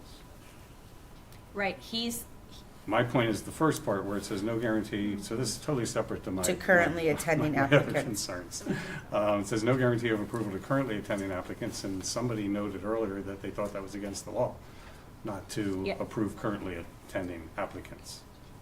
I'm tracking with him. If it is true per DPI that once they're here, they're our student, They are. well, then why are we then, So the recommendation is no guarantee unless there is an older sibling attending and spaces for open enrollment applicants are available at that grade level. This is where we're looking at. Right, we're just referencing siblings then. That's what you, Yes. that's what you all want. so it's. So no- you want the Want the verbiage title- to say, title Yes. changed. You just This have is to where I remove, you unfortunately have to get you remove this currently information so you attending can review it. applicants. so my motion will not read this. My motion would read, Right. no guarantee unless there is an older sibling attending and spaces for open enrollment applicants are available at that grade level. That is what was presented last year. Okay. Do we have the minutes from last? I do. I do, So that's yeah. not what was presented last year. Unfortunately, we presented exactly what you're This. stating now, again. So But, if You we- have the minutes from last year? Yeah. yeah. Yeah. Okay. I printed, okay, so, this is tedious, and I'm so sorry for everyone. So number 4, or 5, so what if we just said no guarantee of approval, strike out to currently attending applicants because we're required. Right. And it would just say no guarantee of approval to siblings of currently attending pupils, Yep. okay? So I'll make them, can I Yes. redo it, Tina, is that okay? Oh, yeah. Okay, so I'll make a motion to have the stipulation be no guarantee of approval to siblings of currently attending pupils for the 25-26 school year. So it's just the sibling. Right. Second. That's what was on last year's No, minutes? last No. year it included the verbiage about currently attending applicants. Okay. It was the same. I'll second that. All in favor of that motion? And we would still go back and look at 5113. Yes, we still Policy, need to look but at the policy. All in favor of that verbiage, say aye. Aye. Aye. Aye. Any nays? Nay. Okay, motion carries 4-1. Moving on to 10E, which is CISA 5 update. Oh. So you have in there, we recognize that See how when those I three first things started and are. you approved, we were looking for assistance in terms of helping us look at our business operations in terms of areas needing improvement. And then and some of this was also in anticipation that Sue might announce an earlier retirement. I wasn't expecting that it could be as early as 2 That weeks. fast, yeah. And so, fortunately, we had started that and quickly engaged. And so we have both Kathleen and Derek here, if you have any questions. But I am recommending adjustment to their contract so that they're actually doing this service. They're providing us limited time, with that associated fee. But I would strongly recommend it. I found them very beneficial, and I think the Finance Committee could also, convey in terms of what we gained in our conversation earlier. Yes. So functionally, you'll serve as our business manager on a contract basis. What happens if and when we find a candidate who we make an offer to? It's paid based on services needed. We have a transition notice. I could see this evolving in terms of depending on, we could have just a great candidate who has the capacity but not yet the experience. If we feel that way, we'd probably be using CISA 5 to make sure that they're giving the assistance and training and helping the systems get, so we know that it's really good. Kathleen, by the way, works for, has 5 clients herself, 5 separate school districts that she's doing.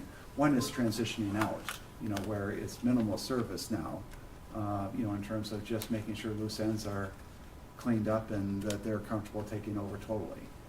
So we would do what is effective here, cost-wise and service-wise, with your advanced knowledge, in terms of where we're keeping you posted about how things are going and where we're at. And it's written as a contract, but we'll only bill on time worked. So it's kind of up to that amount and kind of that, but it can change based on the need for virtual or on-site. And like you said, if you hire, we're gonna work with you on that transition, and there's kind of a 30-day, if we give 30 days notice, we can kind of mix the deal and you only get billed the portion we work. So. Let me also just add, for context, is, we're putting this on fast track, meaning we want to review candidates, and yet sometimes you don't know whether or not you're gonna find them. So a few things is we posted this as until filled, so that we wouldn't have to repost if we don't find. We believe we have some candidates, are exhibiting that they have the capacity to be an excellent business. They might not have, but we'll find more when we vet them.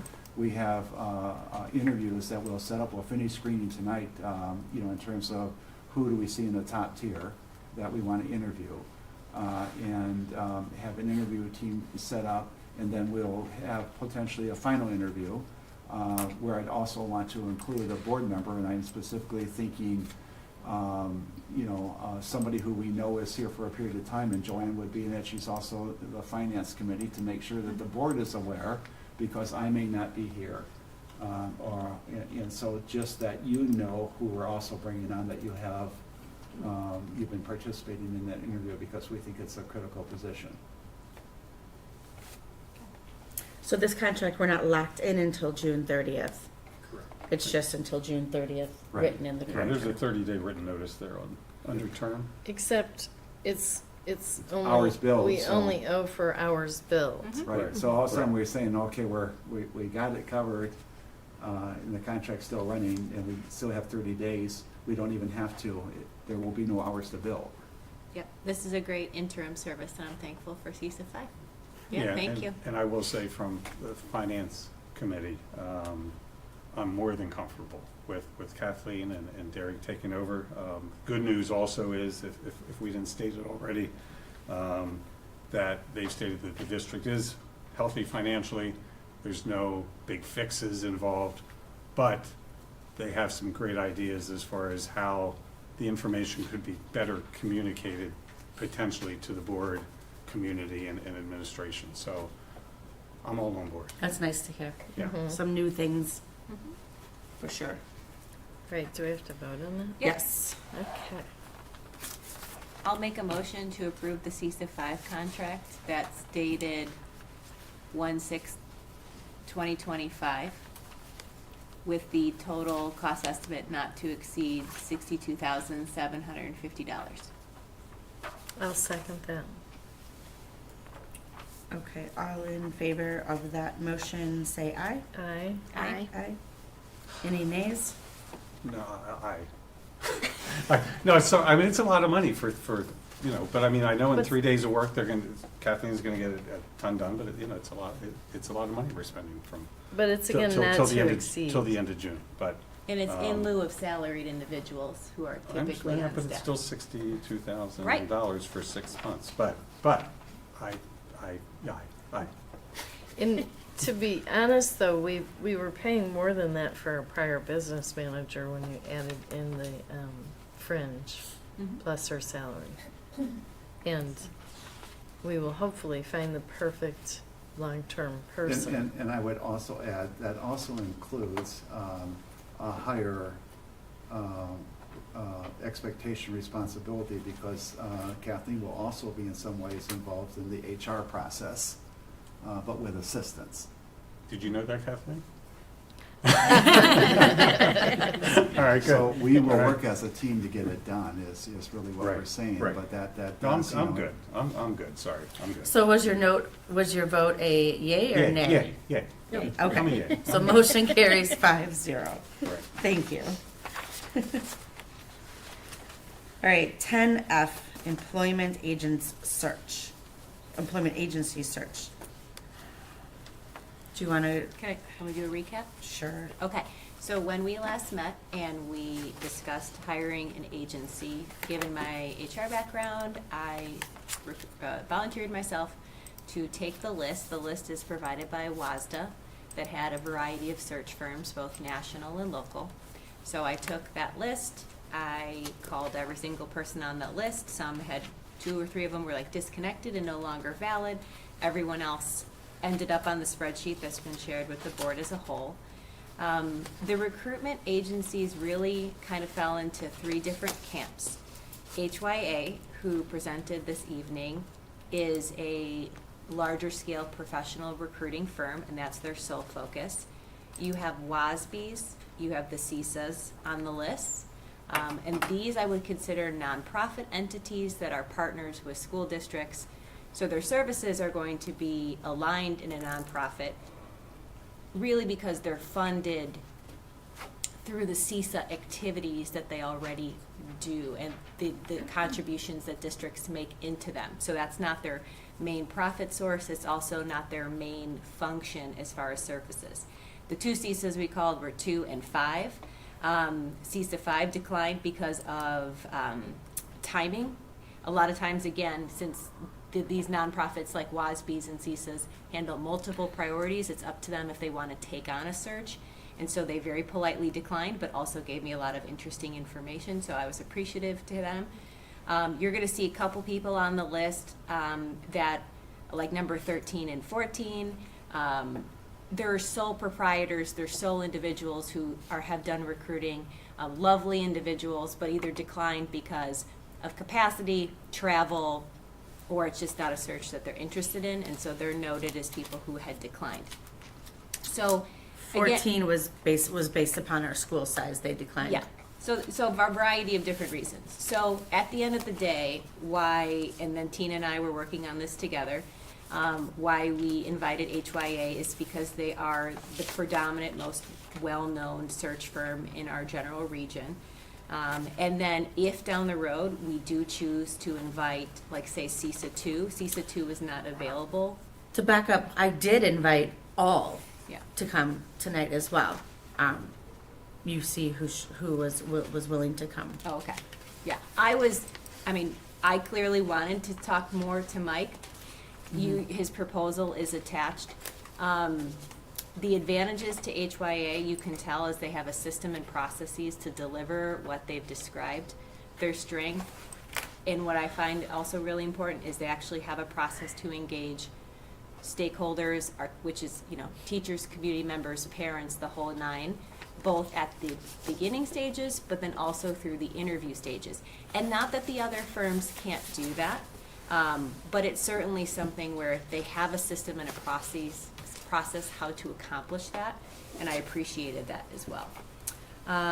Also, the difference too between the nonprofit entities and a search firm, whether it be HYA or some of the more smaller sole proprietors, they'll actively recruit. And I understand why the nonprofits who are in the education spaces will actively recruit, because how would we feel if WASB came and took, you know what I mean? So they can't poach from other districts. They're not going to actively recruit, whereas search firms will do that. So again, that's something to take into consideration and how they work. So that everything else you can see is in the spreadsheet as far as general coded costs, the replacement search guarantees. And I thought it was important, and why I asked Mike, I think at the end of the day, recruiting is an art and a science. A lot of it is the candidate pool. And part of it is as a board getting to the end of this process, if we all weren't aligned and weren't in love, do you move forward or not? I appreciated his answer. And yeah, so that's just kind of everything in a nutshell that I worked on. So there you go. No, I appreciate all your work. If I can just, Yeah. So when I'm looking through this spreadsheet, personally, I prefer not to go to WASB or the two CSAs because they don't actively recruit. That's what I was. So that only leaves us with Right. two firms. Right. So say no. I thought Mike was great. Mm-hmm. I love the presentation. I guess I would like to personally hear a presentation from this McPherson Jacobson. If we could have them do that with the board as quickly as possible They within the were next week, maybe invited. over Zoom. They were invited, but I will re-invite them as well. Yeah, if that's okay with the rest of the board, I just think, it's They always are nice the- to talk to a second person. You just, you fall in love with the first person. I don't know how many interviews I did, fell in love with the first person. Yep. I thought they had all the qualifications, but I thought, no, I need a comparison. And sometimes that comparison just blows you away. And you go with that second person, even though you thought for sure that would never happen after you met the first person. So that's Nope, that's a where I good sit. point. We did use that firm in 2015, 2016. And none of us, one reference to check would just be from 2015, 2016. How they felt that process. They went. also did Wilmot's search in 21-22, and Wilmot is now looking for a new administrator. Who's doing is it Wilmot who's looking for? Oh, here. It's Yeah, WASB's Wilmot. WASB CISA. went with. Or okay. WASB's doing Wilmot's Correct. current. They completed Wilmot's search in 21-22. And they completed Bristol's in 15-16. I must be on a working copy, because Yeah, we only it's have one. dancing around. Oh, sorry. When I move it moves it for Yeah. you? Oh my gosh, that's annoying. I'm so That's sorry. okay.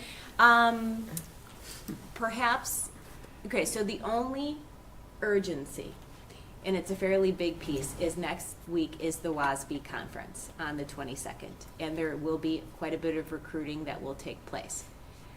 If it possible, if we are going to speak with McPherson Jacobson to hear a little bit more about their services and then perhaps render a final decision, I would suggest that we set like a virtual meeting to interview Ms. Coleman in the next 3 or 4 days, because Yeah, we I should agree. know at WASB, at the conference, what we're doing.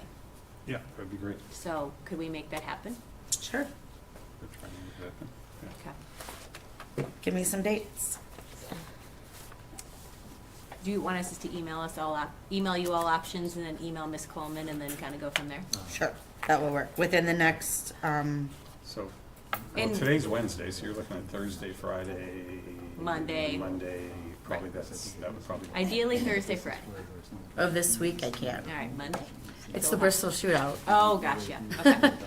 All right, let's talk offline and let's get Yeah, that worked out. Perfect. We'll do that. And then, so that would be the interview, and then we would want an agenda item that we would take a vote on which firm that we would move forward with. Correct. Okay, thank you. If that's the route we even wanted to go for an employment firm. I mean, the alternative is to not use an employment firm. for my personal opinion, we don't have the capacity nor the expertise to do this search. So I think it would be very ill-advised to not. It's always an investment in funds. And I will say, I mean, HYA is probably about, all said and done, will probably be $5,000 to $7,000 more than the other firm. The question that we'll determine in our interview process is that $5,000 to $7,000 worth the additional investment based on what they offer? What So they have to offer. I think we'll find out after we speak with our secondary option. Correct. Agreed. Yeah. Thank you, thank you again for everything you put together. You're welcome.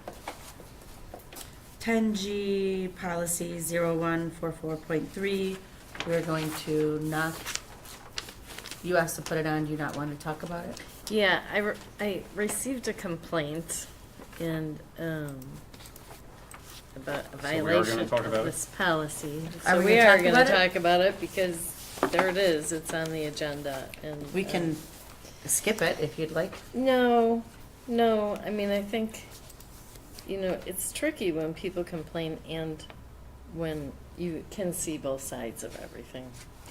On our policy 0144.3, conflict of interest, item C says, no board member shall engage in or have financial interest, directly or indirectly, in any activity that conflicts with or raises a reasonable question of conflict with board members' duties, responsibilities in the school system.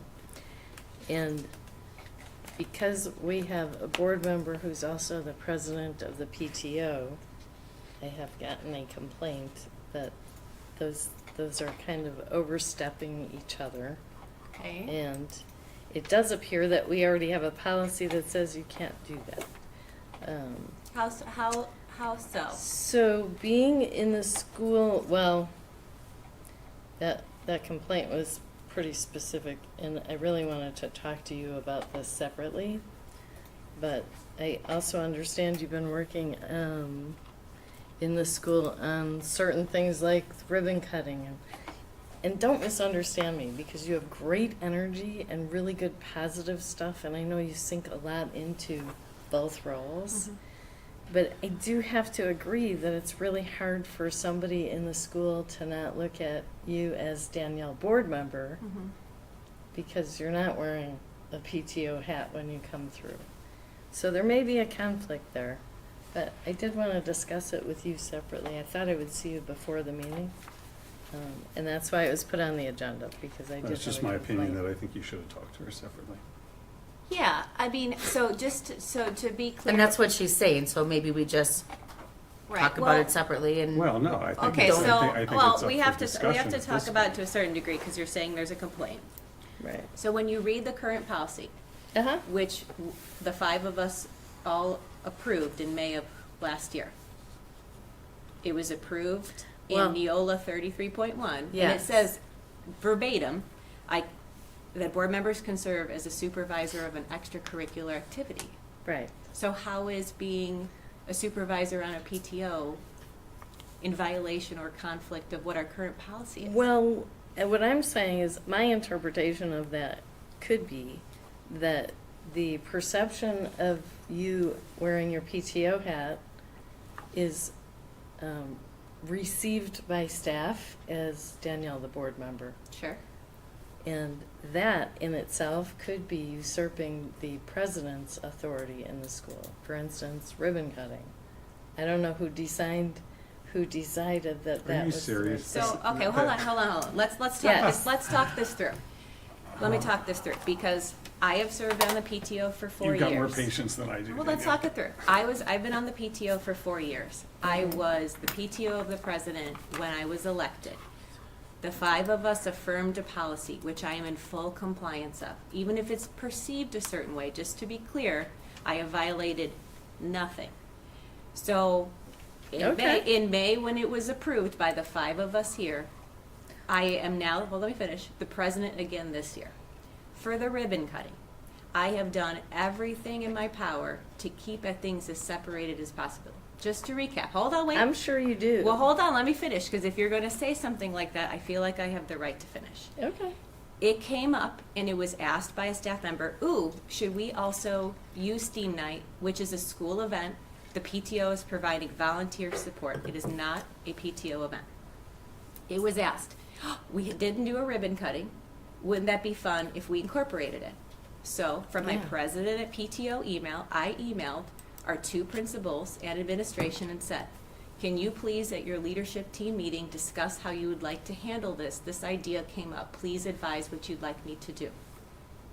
I made quite sure not to blend the 2 different responsibilities on that. I received confirmation, yes, let's move forward with that. And I said, well, I'm going to need some BOE approval. And I actually requested from Tina, it didn't make it onto this agenda, but. It's on there. Where? But. H. H? There's an Yep. H? My apologies. I requested that we would all decide as a BOE discuss I haven't this. seen H either. Yeah, I don't see H. I think though, Danielle, and I want to apologize because it's been a very long day here. Right. So I'm not accusing you of using your position on both against, and what I'm saying is it really could be a conflict of interest because you are a board member. Right. And even though we are no authority individually, Right. people do see us as, oh, it's the board. It's just different. It is what it is. Okay, so I hear all of that. Now, as your chair, Nicole, you're chair of the policy committee. Were you aware that we're gonna talk about an individual policy today?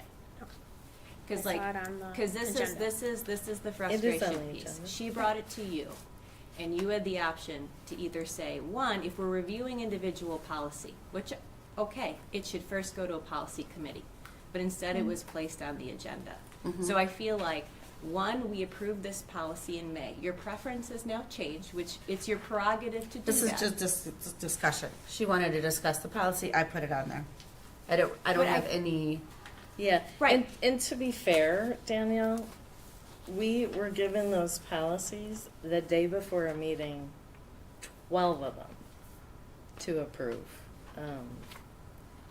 So you're approving, We you're. didn't, I'm saying, to read these things with less than 10 hours, would you agree that we did not get information ahead of time?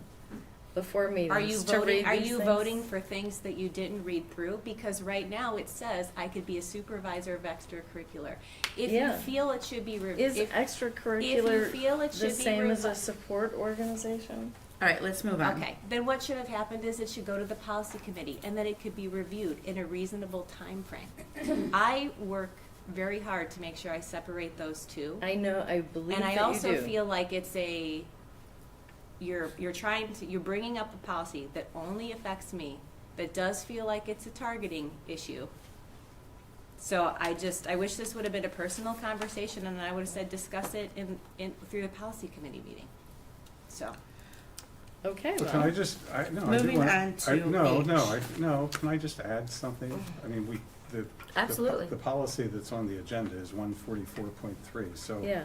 So I guess I'm confused. I mean, as I read this, it has to do with financial interest. No. the last item It says, says, or have a financial interest. the last item says that as board members, we could drive school buses, that we could be the supervisors of activities. Yes. So I'm a supervisor of an activity. If the policy changes, then I'll go from there. But again, this was approved Do you- while I was the acting president of the PTO. And there's 2 other See, and officers. I don't know that I would consider extracurricular activity the PTO. To me, that would be like an after-school program.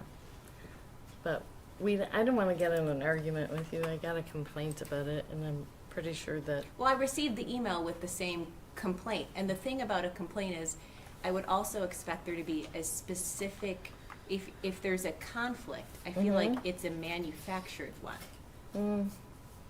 okay. Well, So- you and I can discuss further if you'd like. Well, we can't, because then at that point, then we're gonna discuss policy changes, which should go through the committee. And my only point with Tina is that I just don't think habitually, if I say, hey, can we put this policy specific individual number on an agenda, I don't think we should do that. I think if someone has an issue with the policy that's out of sequence from what we're doing, what's to stop Stephen from picking one and then you from picking one? I think there should be some gatekeeping. Also, I don't appreciate how it was put on this agenda nothing in board docs, no context. I had a feeling, I knew that this was gonna come because of the email. I thought I would see you earlier. Right, but like to put something in board docs on an agenda and not on the draft, and then for 3 days for me to see it, knowing that I'd be blindsided in a That meeting. was on the draft. I just think, I'm really disappointed in that, so. I thought we'd come a little farther than that, so it's just really disappointing. So we can move on. It is. All right, moving on to STEAM night, ribbon cutting. I don't see that on the public agenda, so I just want to make sure, maybe it's not on the board one, but is it on the public one, which is No, it great. wasn't, yeah, I didn't have that on the public one. So it's not on the public one, we can't discuss it. Okay. The only thing I'll say, it's a BOE-led I- event with admin, so we'll work out the details later. Did you change it? I never saw it. I don't- I didn't, for whatever There reason. were two in here for some reason. not- It's I on the checked the public, other one. it's on, The website has it on. Oh, Yes. good, then we can. I clicked on Okay. it on the website when I walked in, and it's there. that's what I'm looking at now. Okay. STEAM night So ribbon what are we cutting. discussing? So Jim put in his recommendations, and the BLT, the leadership team is on board with this. I just wanted to recap. This is a school event. What the PTO is doing is in the large gym, there will be some really great booths. We're focused on professional, career-oriented STEAM. We're gonna have our STEAM club, the robotics there, perhaps, a couple other items that would interest students. But we were wondering, with the good energy, because there'll be art and music being presented with the encores, not a formal ribbon cutting per se, and this could morph into, this is the discussion at hand, but with the BOE, which would be separate perhaps in the cafeteria, we could make this, just call it an open house to the public. They could see the finished construction. We could put up the plans that we had out, and the community can see it. We haven't done a formal open house, so that would be the only idea that was put forward. So that would just need, if the board likes that idea, and we could I would think it would be a photo op opportunity only. We could invite our nearby local officials. This could be a really fun thing that the BOE and admin, meeting, like the BOE and Jim, would lead in the cafeteria. So that was my board member idea that we could discuss as a board. Would any of you guys be available to be at that? What day is that? Table. February 27th is the school selected date. 6:30? I think it's 6 to 8. 6 to 8? Yeah.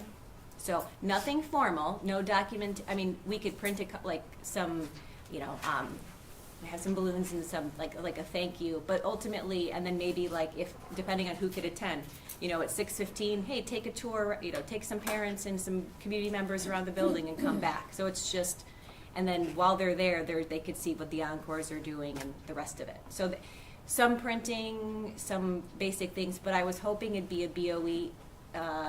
BOE plus gym event, because I don't want to create any extra work for support staff or admin. And I think we could pull it off. So that was the question. Sounds fantastic. Sounds great. So, Who would be available for that evening to do I can. Yeah, tours? unfortunately, I might be in Florida that weekend, or long weekend. Nicole, you would I'll be? be around, yep. Joanne? No. Oh, I'm in North Carolina. So you're in Florida, you're in North Carolina. Nicole would be available. I think if it's you two and Jim, and then just every 30 minutes when people gather, you just kind of tour them around the school. Right. But- Yeah. You're talking about me? Oh, yeah. I've already designated myself for the dairy promotion. Oh. Well, I mean, I got an email asking if dairy promotion would. well, you can post contact Stephanie, who's our coordinator, and you could either have someone else do dairy, but we could talk offline and figure that out. But I would love for you to give tours and to also represent for the open house. But Jim is going to be there too, so it could be Jim and Nicole, right? So. This is interesting, another one of those things coming up to speed with, because I recognize, Yep. when I first came on, that there was conversations about, having a ribbon cutting event, and with everything else that was happening, it seemed like we weren't bringing closure to that, okay? So I knew that was gonna be And then we did discuss this with my administrative team. We did feel that that would be an opportunity, you know, on the same night, without getting into all the logistical issues. So, I mean, that's, you know, to be able to start getting this stuff back on track, okay?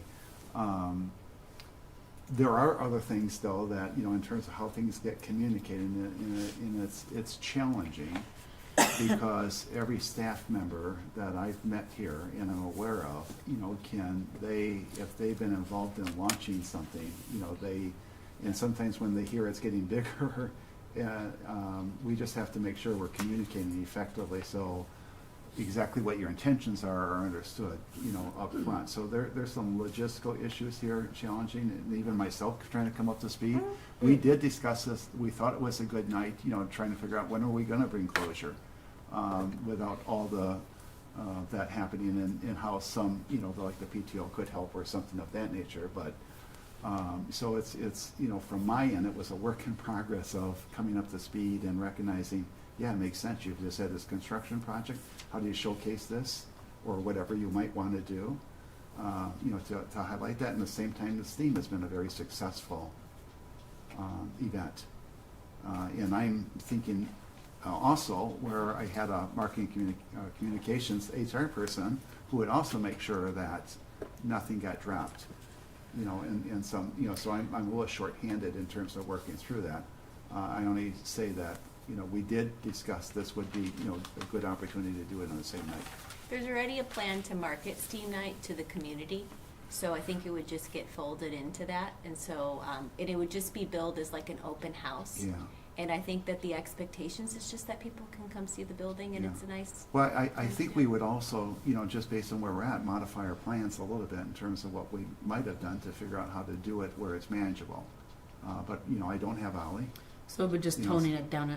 The ribbon cutting would just technically wouldn't be a ribbon cutting. Yeah, you know, I mean, you know, somehow I knew we could make it work, but we had to regroup, you know, to make it. And then I was also aware that the PTO was willing to help, but not getting into so much of the detail. I know Tom has had some additional conversations because he wants to make sure everybody's on the same page. It's, you know, in my court, it's, you know, one of those things that these things are all valuable and important, and to make sure we're all on the same page. You know, as I'm not totally prepared coming into a meeting because I'm trying to figure out, okay, we got loose ends, tighten them up. And so, I mean, I'm supportive of doing this and making it work. Again, I don't have the experience of the prior, you know, to know, and so I'm reading what I hear. And I just recognize how, you know, we just need to, and I think everybody feels the same way. You know, that everybody's on the same page and we know we can pull this off with the support that we have. So if the board can pull it together, would you guys all be okay with having a booth or table at Steam Night? Absolutely. As long as everybody, yeah, that Right. that you can pull it off, yeah, and we're not overburdening the And it's around the corner, demonstration you or- know, the stuff is moving pretty Right. It fast. sounds like the only board member that would be at the table is Nicole. There's Like not- Danielle's in the PTO, Yeah, so she's there's in not, Florida, so I'm in North Carolina. may I suggest if we just make a checklist of items that we would need, and I think once you see the list, it will become more tangible and more practical. And then, Tina, we can talk too about dairy, because I think there's a way to pull that off. So I think we could talk offline about that, and that'd be good. Don't go to Florida. Pull it off and putting my responsibilities on somebody else are a little bit Yeah, different. right. But I think there's a way we can. Yeah, I think So we can if pull we it off. can pull it off, let's do it. If we can't, Well, we the- tried. Right, but the only reason that I feel like the school event idea is a good one is because I'm not sure what other nights, without creating an additional evening on the calendar. So Yeah. there's just an opportunity there that felt like it was worth it, so, yeah. Honestly, I felt, you know, when this surfaced, among all the other things, that it was an opportunity, both for a nice school, but because of the importance of what we're doing with STEAM and how we're engaging parents and stuff like this. I mean, it was a nice compliment, I thought, you know, you're piggybacking on each other's success. Yeah. Okay. I think it's good. I think a lot of those parents have already been through the school. When we had the open, or the ribbon cutting plan earlier, I think it was for This would be to the community. Community. Yeah, it could be to the community. We were gonna invite, Yeah. we're gonna invite the It's- community to this This more. would be a good opportunity because it's I think the average public or alumni, like the amount of Bristol alumni, they're not gonna just walk in if they don't have a kid with an activity, but now we're really gonna tell them, this is just an open house, just come to the new cafeteria. They're gonna be shocked at how awesome it looks like, and then they're just gonna walk around and see everything. So, if it's okay, I'll make a checklist and then I'll send it to Tina, and then we could just see, and then maybe we could kind of divide and conquer, so. All right, 11, future discussion agenda items. I Policies. felt the workshop needed for hiring We have the. Why, is, why, oh, go ahead. What were you gonna say? Oh, so she already took note of the policy change that, to match the one for the, Yes. yeah, so Nicole wrote that down. 5113. So what were you saying, Tina? I'm sorry. do we want to get dates for a workshop? You guys will email that over your dates for the next 4 days, You mean, your availability for the next 4 days. You're gonna, right, the you as a board are availability gonna, to listen to the other presentation, correct. yes. Anything else that you guys want for future? In November, we talked about briefly, and the board seemed on board with just writing a very simple letter that would be from the board to our state legislators, just showing the difference in if SPED reimbursement changed. And so I'd like to just draft that simply. I could send it then to the finance committee so they can check the math. And then if the board likes it, we would approve it in February. Just a simplistic letter that shows the difference for our school. So you'll write the letter? I'll write the letter. I'll make sure the finance numbers check out. And then the board would approve it or make edits or whatever they choose to do in February. If that works for people. Anything else? Yeah, so I had on, well, you know what, I had on here 25, 26 budget discussions, but after talking with CISA, next month, might be rushing that. One of the things they're doing is putting a calendar together with Jim File. They've already started to put a calendar together so that we're looking at the budget ahead of time. Component parts, And- when and- is it gonna happen, what do we do? And so next month is probably too soon. To have a full discussion, yes, but kind of We could provide have an a update. calendar of when the kind of deliverables. Do you think we could have that next month? Mhm. Okay, so maybe we could The include calendar? that, to take a look CISA at the calendar. 5 calendar? For the budget. Yeah, budget development calendar, you could say. And then the other thing that I think we need to discuss next month is staff compensation. I don't think that's too soon. If we're gonna approve something in April, I think February, I would think we need to start having discussion, or unless you don't Yeah. think, unless you think we're This is where, one of the challenges, because April would be a good time, to have that. And what we're trying to do now is understand exactly where we're at in our budget in terms of how it's projected out for the balance of the year. I just got, Kathleen, with the assistance, obviously, of her team behind the scenes, but it's coming up and learning, where are we at? Yeah, I mean, What do we have it's- in there, and so the challenge is obviously you're building a budget, it's on assumptions. The closer you get to reality. Right. But what you just want to be careful of is that you don't find yourself putting yourself into the hole that you didn't recognize you didn't have the resources to totally cover that. Now, the good news is that, but you still want to be careful there in terms of how you do it, is we recognize that the sky has not fallen because of our fund balance. And that's a legitimate source of revenue too. It's factoring all these things in because you want to look at sustainability in terms of where things are at. When I'm looking at salaries, I'm also looking in terms of how are we competing with other school districts. Right. I'm trying to come up to speed on that in terms of what exists, what doesn't exist, what do we understand about it. And Derek or Kathleen, I'm not sure in terms of any further clarification. It's kind of like you don't totally know what you don't know. But we feel like there's one, we do know we have reserves, okay? We do know that we've got detail to be able to put that into understanding, with a projection out. Perhaps we can put a workshop in addition to our regular March meeting, in knowing that we will have a lot of financial information to digest. I will definitely follow back up. I mean, you know, in terms of if, based on what we can do, I would communicate that back through Tina to you in terms of what we could do in, we're talking about February? Probably the sooner the better. Whenever you're ready. If we'd like to I move will forward work in back April. knowing in terms of how that fits into what we're thoughts were. We were just talking about building the budget, Yeah. okay? You know, that's obviously a major consideration. And I'll share that so that we know that. I mean, that's why even next month we got that on there. That's part of that, is knowing we're gonna have to have a good sense about where things are at, to know what to recommend to the board, you know, in terms of consideration. Yeah, I we're- just haven't had a chance to have that dialogue with Kathleen and. We Eric, normally but- No, didn't right. discuss those options until April, Well, we Oh. actually approved it in April. in April, yeah. Yeah, we approved it in April, so we had a lot of discussion prior to that with the, I think March is, you know, really, No. you know. Keep us posted, All right, ever evolving. anything else? okay. Did you put policies on it?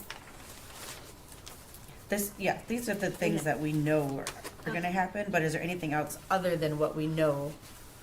Anything else that you guys can, if not, email me. All right, number 12, convene into closed session. The board will convene into closed session under Wisconsin statute 19.851C, considering employment, promotion, compensation, or performance evaluation data of any public employee over which the governmental body has jurisdiction or exercise responsibility, specifically to discuss employment administration. Can I get a motion to go into closed session? I'll make a motion to go into closed session. I'll second.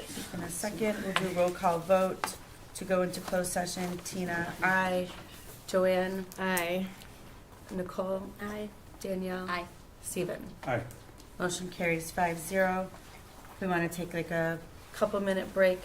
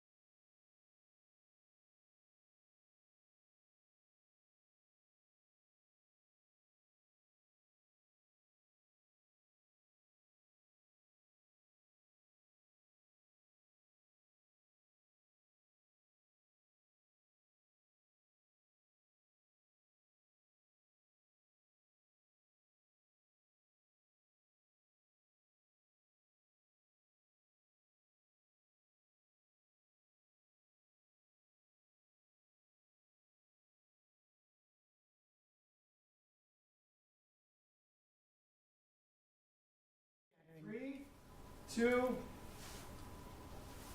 I would like to make a motion to convene or go back into open session. Can I get a second? I'll second. All in favor say aye. Aye. Any nays? Motion carries 4-0. We did lose Nicole through that closed session. And then I'd like to make a motion to adjourn tonight's meeting. Time is now 8:57. I'll second. All in favor say aye. Aye. Aye. Aye. Aye. Any nays? Motion carries 4-0. Thank you, everybody. Good night.